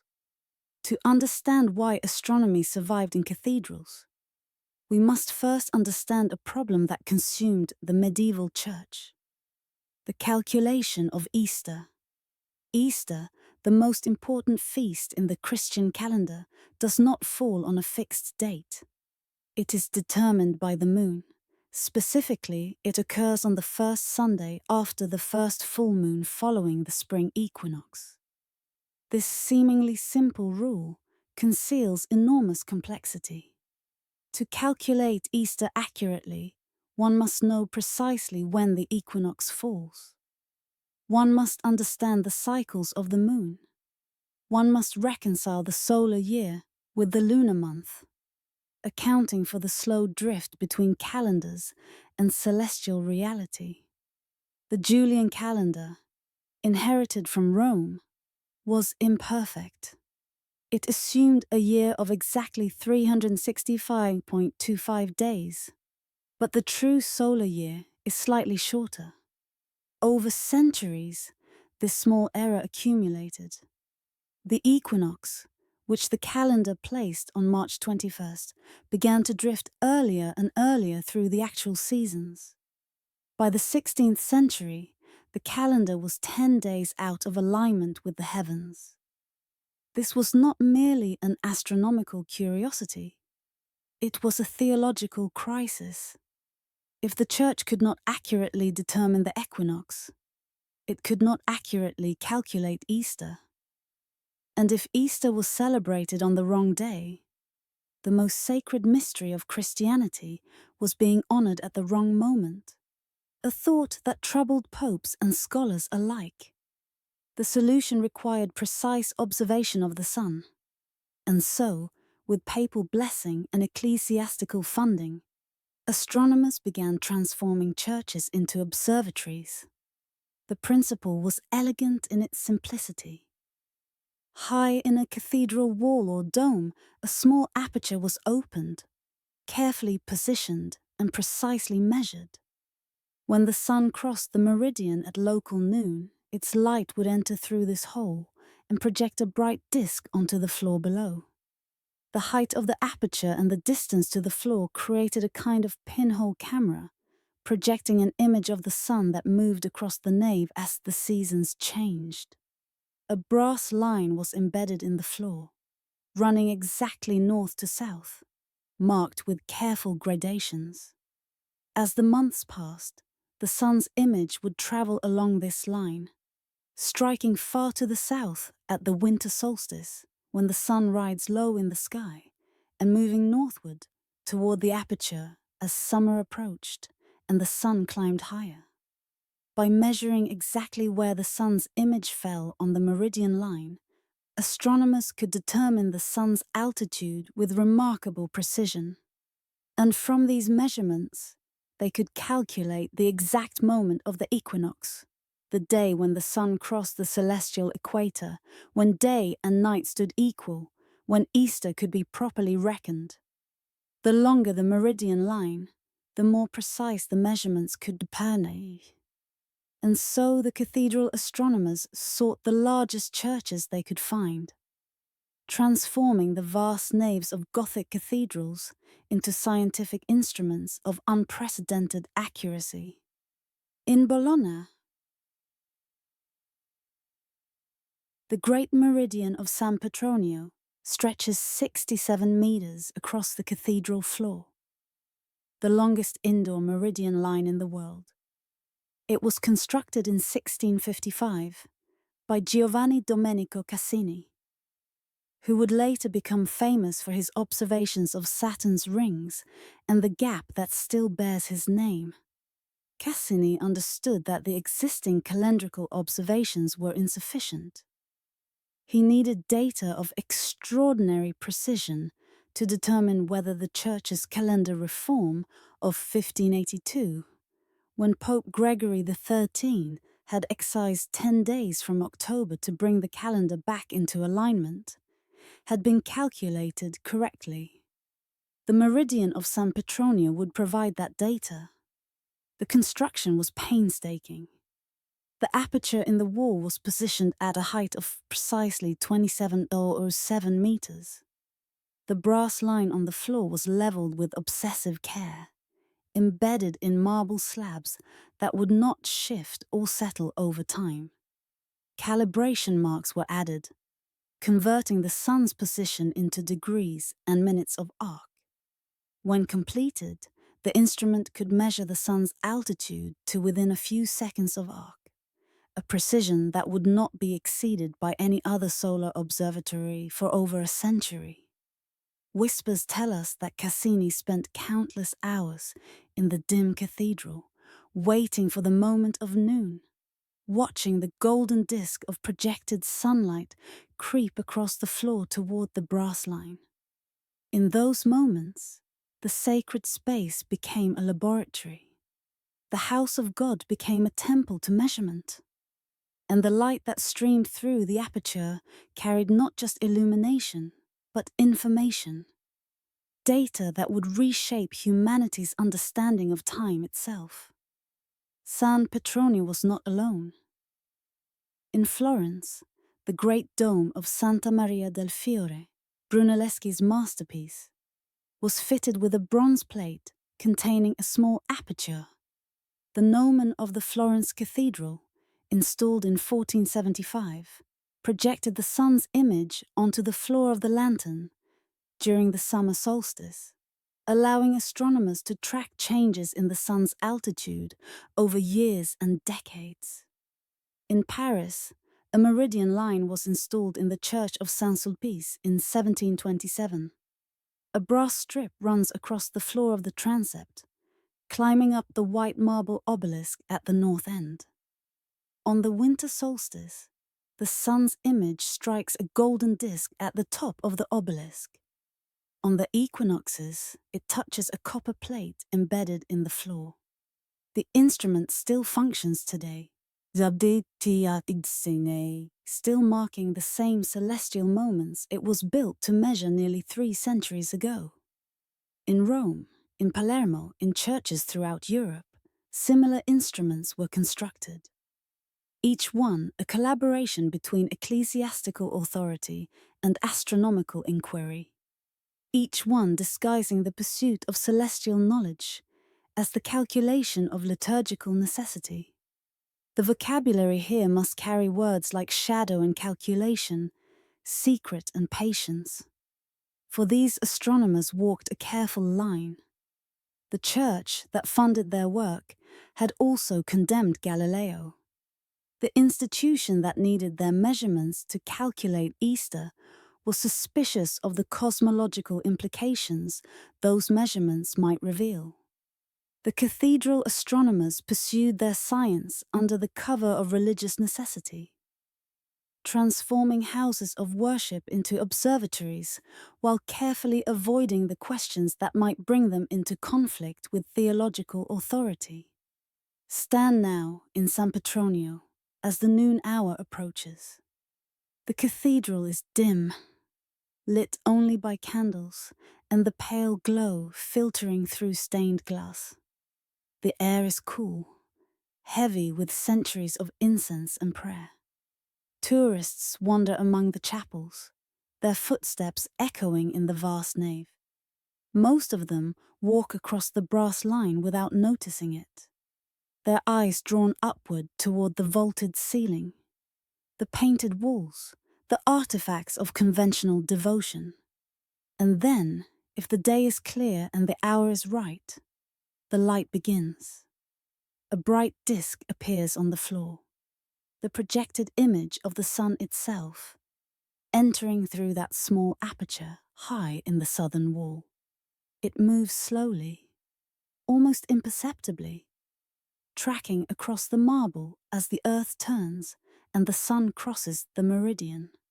For a few minutes, the image touches the brass line, and those who know what they are watching can read the sun's position in the calibration marks worn smooth by centuries of passage.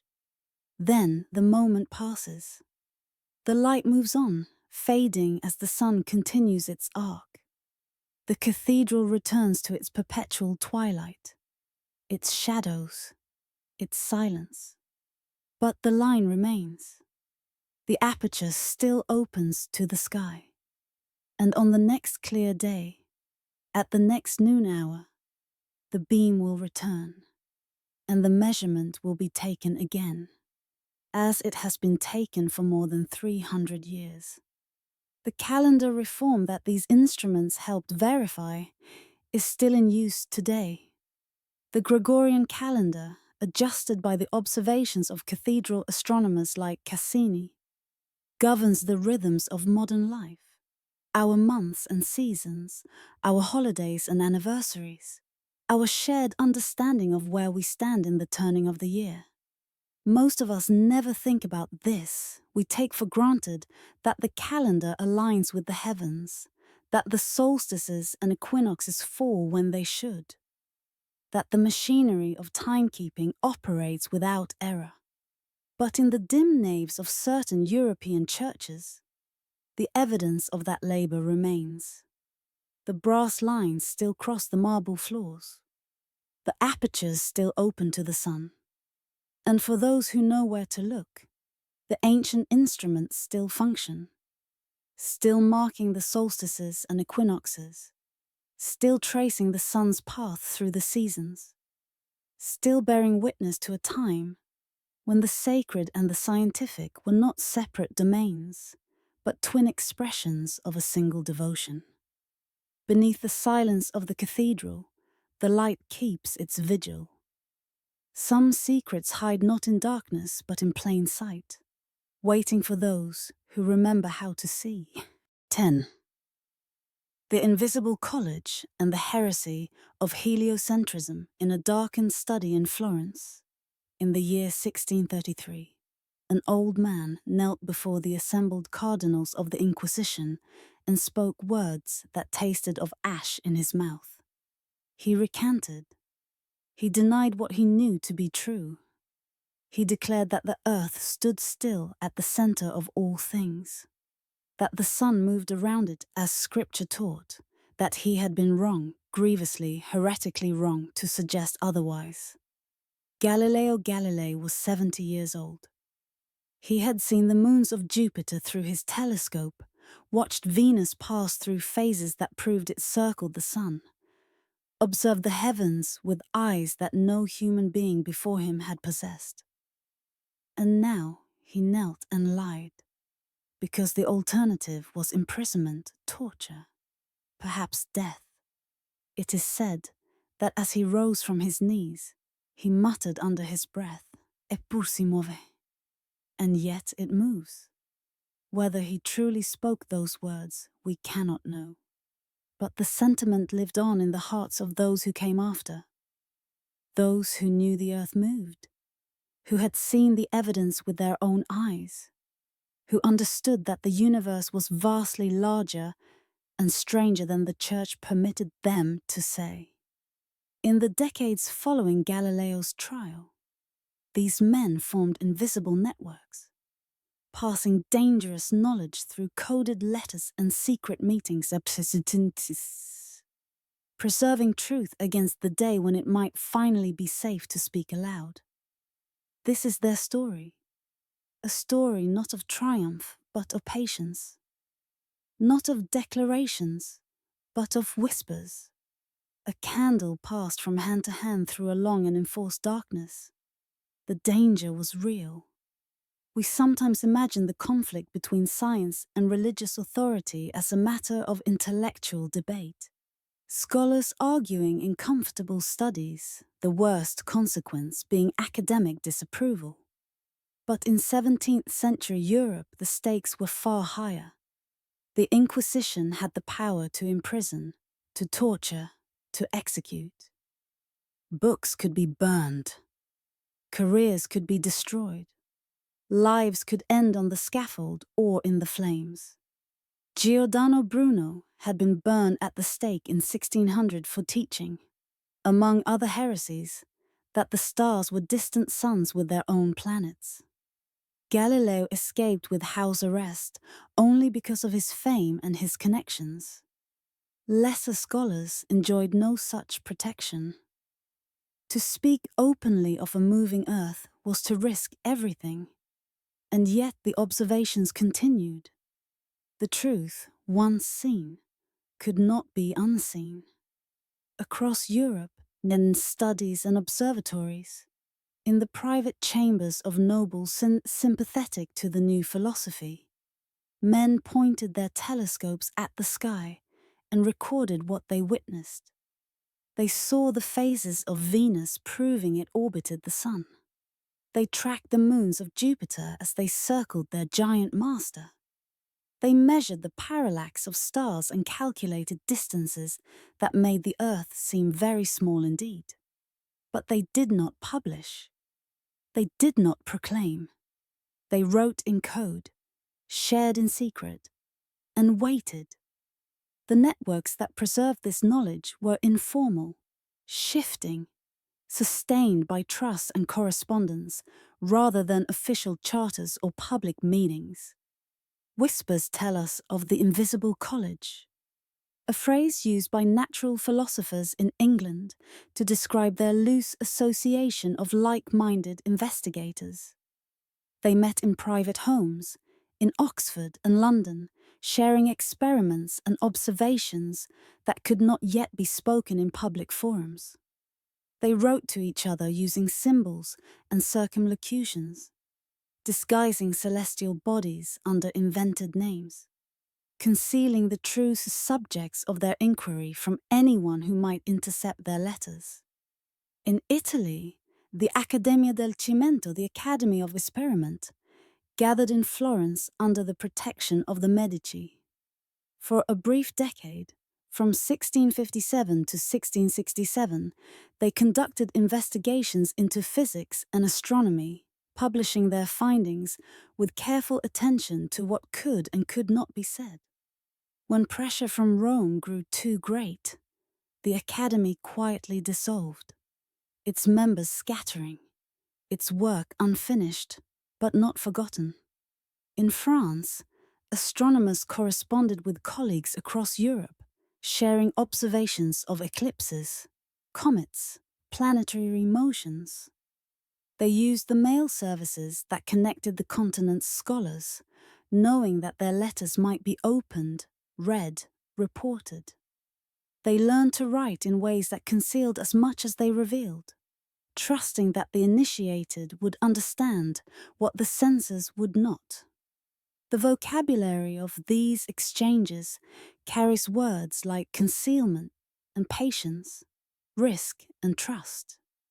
These were not heroic declarations of defiance. They were the careful, quiet persistence of those who valued truth more than safety, but understood that truth preserved in silence might yet outlive truth that died in flames. Consider the astronomers themselves. Johannes Hevelius, in the free city of Danzig, built one of the finest observatories in Europe and produced star catalogues of unprecedented accuracy. He corresponded with astronomers across the continent, sharing his findings with those he trusted, building a web of knowledge that no single authority could suppress. Christian Huygens, in the Dutch Republic where censorship was lighter, discovered the rings of Saturn and the largest moon of that distant world.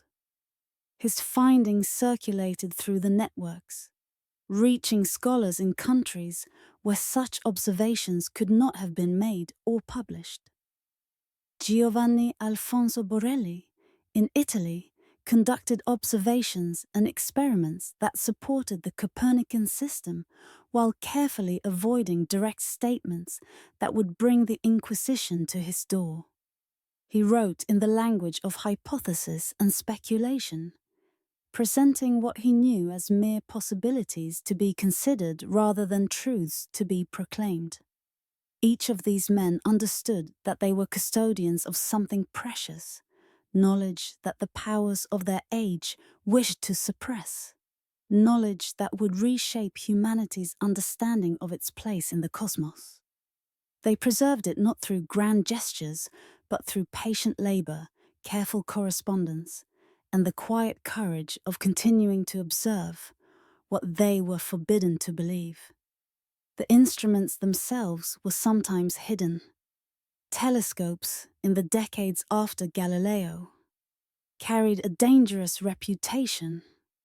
To own one was to invite suspicion. To use one for astronomical observation was to declare an interest in questions that the Church preferred remain unasked. Some astronomers concealed their instruments, bringing them out only at night, conducting their observations in secret, recording their findings in notebooks that would not be shown to visitors.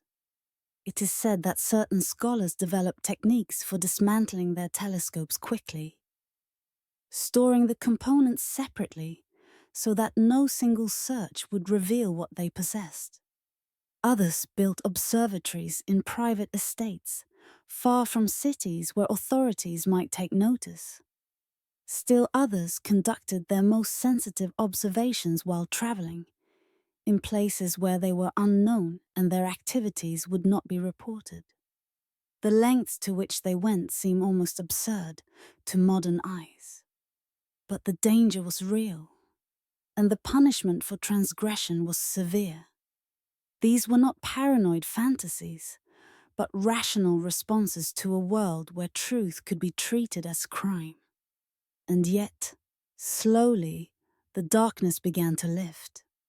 In 1660, the Invisible College emerged from shadow to become the Royal Society of London, granted a charter by King Charles VI. The new institution provided a measure of protection for natural philosophers, a forum where ideas could be shared more openly, a publication venue for findings that might otherwise have remained hidden. Similar academies formed across Europe. The Académie des Sciences in Paris, the Academia Naturae Curiosarum in Germany. The networks that had sustained the new astronomy in secret began to operate in daylight. The coded letters gave way to published journals. The hidden telescopes emerged from their concealment. By the end of the 17th century, the Copernican system was no longer dangerous to profess. Isaac Newton's Principia, published in 1687, provided such overwhelming mathematical support for a sun-centered cosmos that denial became increasingly untenable. The Church itself, gradually, quietly, ceased to enforce the prohibitions that had silenced Galileo. But the transition was slow. The index of forbidden books continued to list Copernican works until 1758. Galileo's Dialogue, the book for which he had been condemned, remained banned until 1835. The scars of suppression faded gradually, and some never fully healed. Let us end as we began, in a darkened study, late at night. An astronomer sits at his telescope, the room lit only by a single candle whose flame he shields so it will not spoil his night vision. Through the eyepiece, he watches a planet move against the background of fixed stars, tracking its position, recording numbers in a notebook that rests on his knee. He writes in a private shorthand. The notebook will not be published in his lifetime. Perhaps his children will find it after his death, or his students, or scholars who come later still. Perhaps the observations he makes tonight will contribute, in some small way, to the edifice of knowledge that future generations will inherit. He does not know this. He knows only that the truth matters, that what he sees through the glass is real, regardless of what any authority declares, that the earth moves, the sun stands central, and the stars are further away than any human being had imagined before his century opened its eyes. The stars he watches do not know they are forbidden. The universe does not care about the fears of priests and princes. The planets continue their ancient dance, indifferent to the risks their observers take to witness it. And slowly, slowly, the truth moves toward daylight. carried by those who understood that some knowledge is worth any silence. 11. The stargazers of the Forbidden City. Behind the vermilion walls of Beijing, in the hours before dawn, when the city still sleeps beneath a canopy of fading stars, there once ascended a procession of scholars whose duty weighed heavier than any generals or ministers. They climbed the stone steps of the Imperial Observatory in silence, their robes brushing against ancient instruments of bronze and jade, their eyes already lifted toward a sky that held the fate of empires. These were the astronomers of the Forbidden City, and their task was nothing less than maintaining the harmony between heaven and earth. It is said that in China the sky was never merely a ceiling of distant lights. It was a mirror, a message, a continuous revelation of divine intention that could be read, if one had been trained in its language, as clearly as any scroll or decree. The movements of planets foretold the rise and fall of ministers. The appearance of comets announced disasters yet to come. And eclipses, those terrifying moments when the sun or moon was devoured by shadow, could signal that the mandate of heaven itself was slipping from the emperor's grasp. To predict these events, to prepare the court for what the sky would bring, to demonstrate that the emperor still ruled in accordance with cosmic law. This was the burden carried by the astronomers who watched from the platform above the Forbidden City, and they carried it for more than 2,000 years, creating the longest continuous astronomical record in human history. Let us enter that platform now, in the quiet hours when the work was done. The ancient observatory of Beijing stands today home much as it has stood for centuries. A stone terrace rising above the city, crowded with instruments whose bronze surfaces have weathered to a deep green patina. These are not the delicate apparatus of modern science. They are monuments, armillary spheres larger than a man, their interlocking rings representing the celestial equator, the ecliptic, the horizon. Celestial globes mapped with constellations whose names carry meanings lost to most modern ears. Quadrants and sextants designed to measure the altitude of stars with a precision that still impresses those who study their calibrations. Some of these instruments date to the 13th century, when Kublai Khan ordered the construction of an observatory to serve his newly established Yuan dynasty. Others were added in later centuries, their designs remaining essentially unchanged because tradition was itself a form of cosmic order. To alter the instruments would be to suggest that the ancients had been wrong, a dangerous implication in a culture that revered continuity above innovation. The astronomers who used these instruments were not mere observers. They were officials of the imperial court, members of the Bureau of Astronomy, civil servants whose careers depended on the accuracy of their predictions. Each night, they ascended the platform and took their positions at the instruments.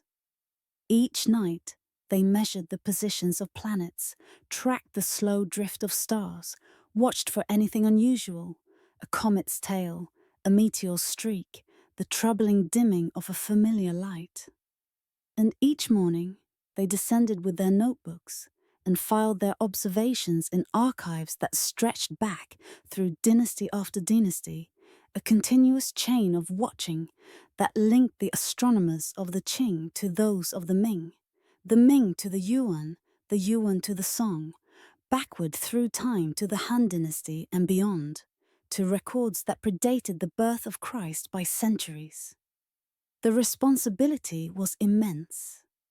Whispers tell us that to fail in predicting an eclipse was not merely embarrassing. It could be interpreted as evidence that the emperor had lost the mandate of heaven, that divine approval for his rule was withdrawing, that rebellion and disaster would follow. Astronomers who missed eclipses could be demoted, imprisoned, or worse. The sky was not a subject of idle curiosity. It was a matter of state security. This pressure produced extraordinary diligence. Chinese astronomers recorded celestial events that their counterparts elsewhere never noticed or failed to preserve. They observed Halley's comet on every appearance from 240 BCE onward, creating a continuous record that allowed later scientists to calculate its orbit with precision. They noted the supernova of 1054, the stellar explosion that created the Crab Nebula, describing a guest star so bright it was visible in daylight for weeks. European astronomers, if they noticed it at all, left no surviving records. The archives of the Bureau of Astronomy contained observation of sunspots, auroras, meteor showers, planetary conjunctions, phenomena that modern astrophysicists have mined for data about the history of our solar system and galaxy. What began as an effort to read the will of heaven became, inadvertently, a scientific treasure of incalculable value. But the astronomers themselves did not think of their work in scientific terms. They thought of it as divination, as duty, as the sacred obligation to ensure that the emperor ruled in harmony with the cosmos, that the calendar remained accurate, that the seasons arrived when they should, that the great wheel of heaven and the affairs of men turned together in their appointed courses. In the 16th century, a strange fusion began. Jesuit missionaries arrived in China, bringing with them European astronomical knowledge that had been transformed by Copernicus, Kepler, and Galileo. They came seeking converts, but they gained access to the imperial court through their celestial expertise. When Chinese astronomers failed to accurately predict an eclipse and the Jesuits succeeded, the foreigners were appointed to positions in the Bureau of Astronomy itself. It was an extraordinary moment. European priests working alongside Chinese scholars in the shadow of the Forbidden City, blending traditions that had developed independently for millennia. The Jesuits introduced new instruments, new mathematical techniques, new ways of understanding planetary motion. But they also adapted to Chinese conventions, expressing their findings in terms that the imperial court could accept. Navigating the delicate politics of a civilization that valued tradition above all else. The observatory we see today bears the marks of this encounter. Bronze instruments designed by Jesuit astronomers stand alongside those of Chinese manufacture, their European origins visible in their different styling even as they serve the same purpose. Watching the sky, predicting its changes, maintaining the harmony that the empire required. Some believe this fusion represented a missed opportunity, a moment when East and West might have combined their knowledge to advance understanding faster than either could alone. Others see it as a testament to the universal human impulse to watch the stars, to seek meaning in their movements, to feel that what happens above must somehow matter to what happens below. Beneath the silence of the observatory, both traditions continue to whisper. The sun rises now over the Forbidden City.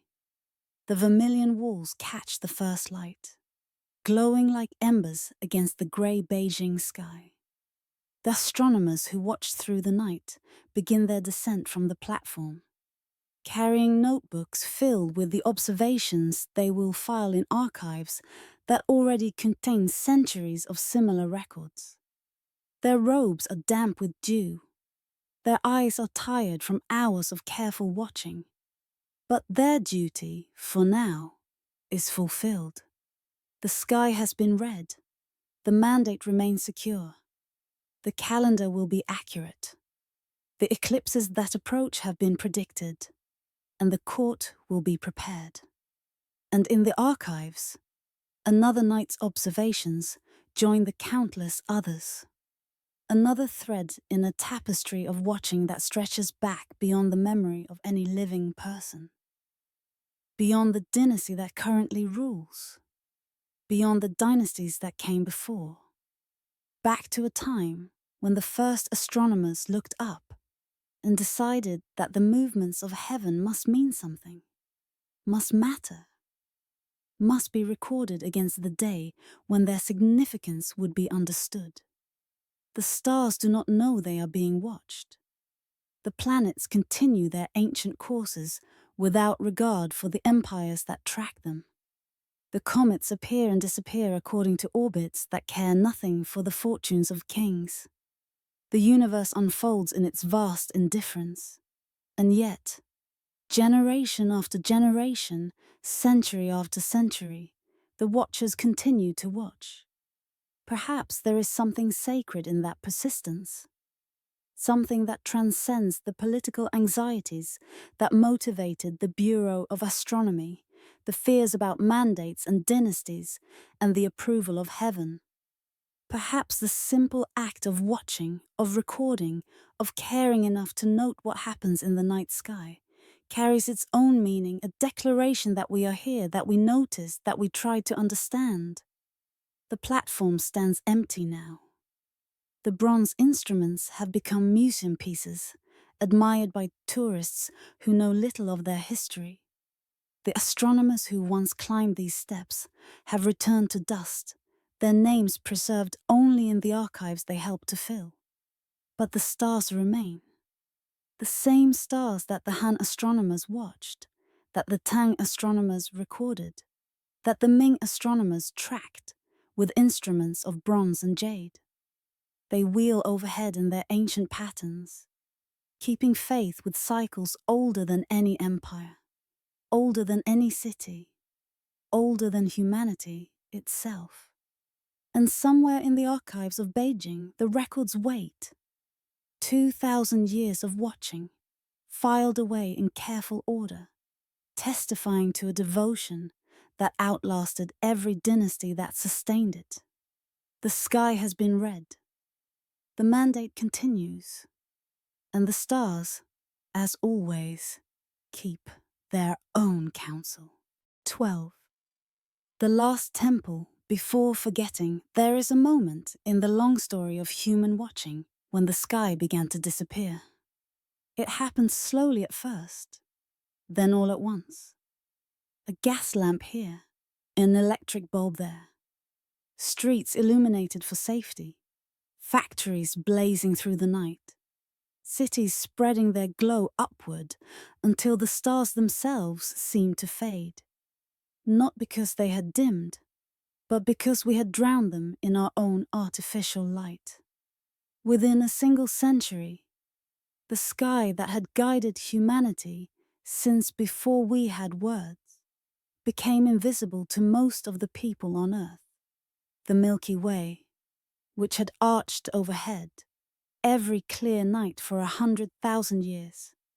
That river of light our ancestors called by 1,000 names, wove into 1,000 myths, used to navigate oceans and deserts and the long passages of time, became something most children have never seen. This is not a story of tragedy.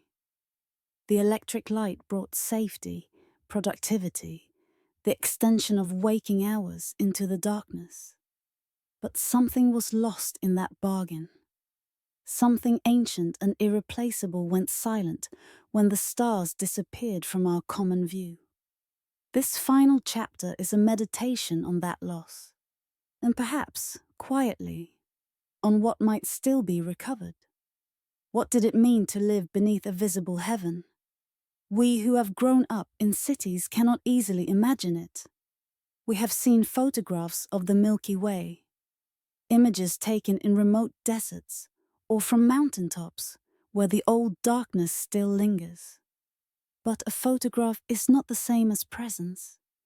It does not convey the weight of standing beneath a sky so thick with stars that the darkness between them seems the exception rather than the rule. It is said that in ancient times a person could navigate by starlight alone. The constellations rose and set in predictable patterns, marking the seasons, the hours, the directions of travel.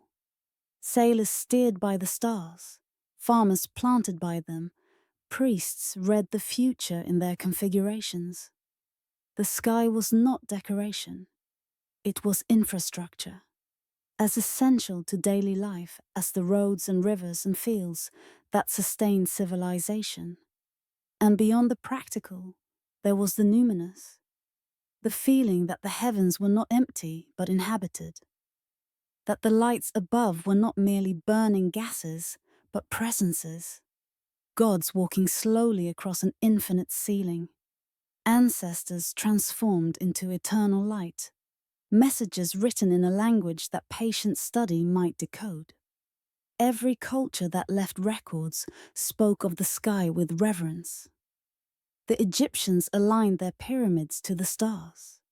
The Maya built observatories to track Venus. The Babylonians catalogued celestial omens. The Chinese watched for comets that might foretell the fall of dynasties. The Greeks saw heroes and monsters in the constellations. The Aboriginal Australians traced songlines across the Milky Way. The Polynesians navigated thousands of miles of open ocean by reading the stars' positions. This was not superstition.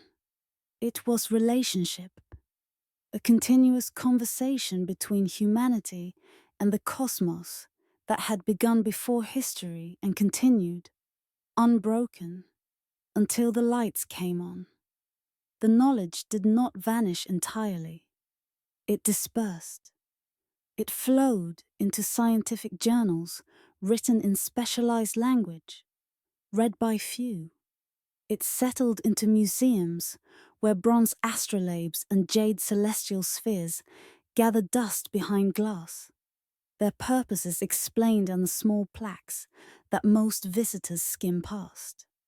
It migrated into digital archives where star catalogues containing millions of entries are stored on servers that hum in climate-controlled rooms, tended by algorithms rather than human eyes.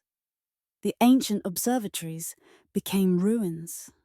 Stonehenge, which had marked the solstices for 4,000 years, became a tourist attraction roped off from touching.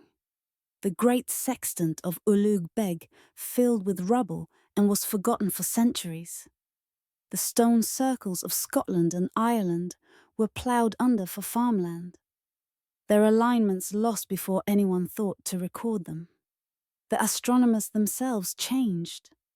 They no longer watched the sky with naked eyes, but through instruments of increasing complexity, telescopes that gathered light from billions of years away, detectors that registered wavelengths invisible to human perception. The universe they studied grew larger and stranger, but also more abstract, more removed from the direct experience of standing beneath the stars and feeling small. Whispers tell us that most professional astronomers today have never seen the Milky Way with their own eyes.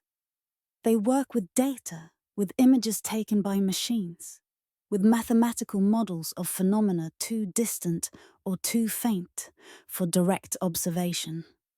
The sky they study is not the sky their ancestors watched. This is not a criticism. The science is extraordinary.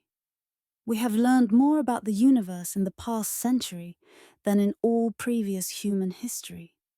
We have sent machines to other planets, detected gravitational waves from colliding black holes, photographed the shadows of objects so massive that light itself cannot escape them. But something has been lost. The thread that connected the child looking up in wonder to the astronomer, priest reading omens in the stars, has grown very thin. And yet, in remote corners of the earth, the ancient view remains. In deserts where no city lights intrude, on islands far from shipping lanes, in mountain valleys where the air is thin and the darkness complete. In these places, a person can still stand as the watchers once stood and see what they saw. The International Dark Sky Association has designated certain places as sanctuaries, parks and reserves where artificial lighting is controlled, where the night sky is protected as the natural heritage it is. Cherry Springs in Pennsylvania, Aoraki Mackenzie in New Zealand, Namibrand in the African desert. Places where a visitor can look up and see, perhaps for the first time, what every human being before the 19th century saw every clear night of their lives. The experience, those who have had it say, is overwhelming.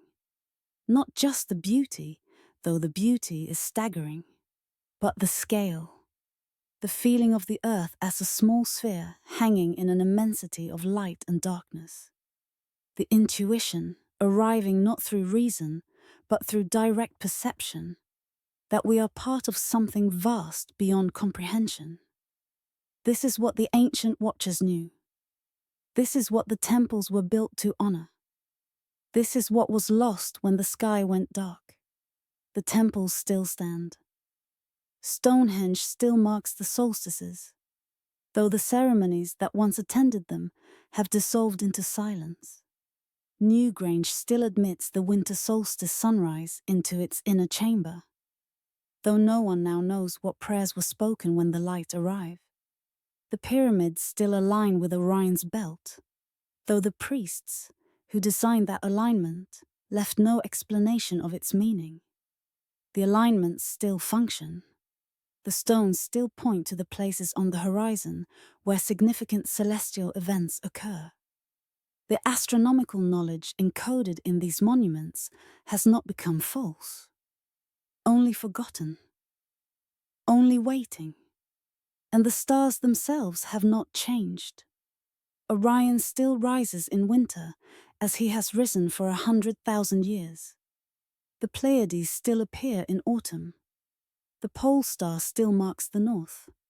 The cycles continue, patient and precise and indifferent to whether anyone watches.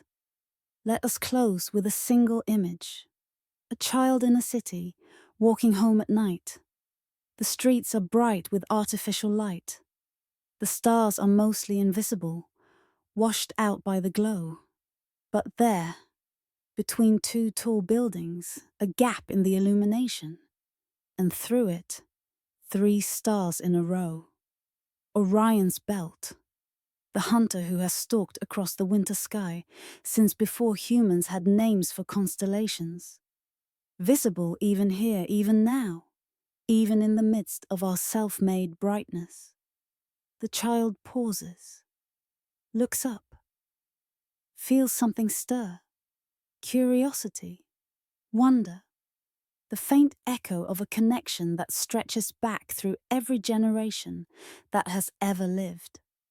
The child does not know the stories, does not know the myths, does not know that those 3 stars have guided sailors and inspired poets and marked the passage of seasons since before the pyramids were built.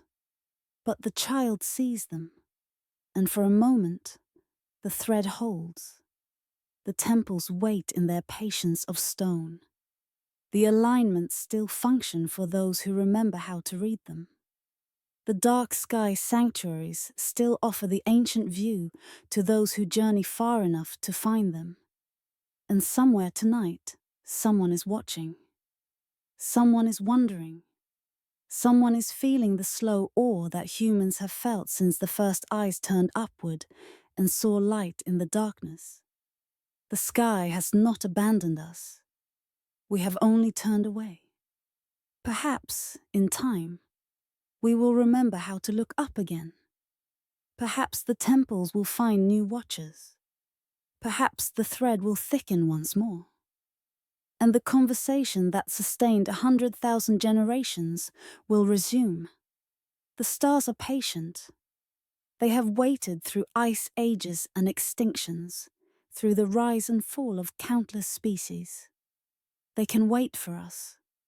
And if we listen, if we find the dark places and the quiet hours, if we let our eyes adjust and our minds grow still, Perhaps we will hear again what the ancient watchers heard.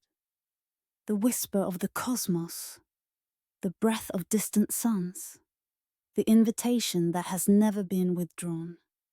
Come outside. Look up. Remember, the sky is still speaking. We have only to learn once more how to hear.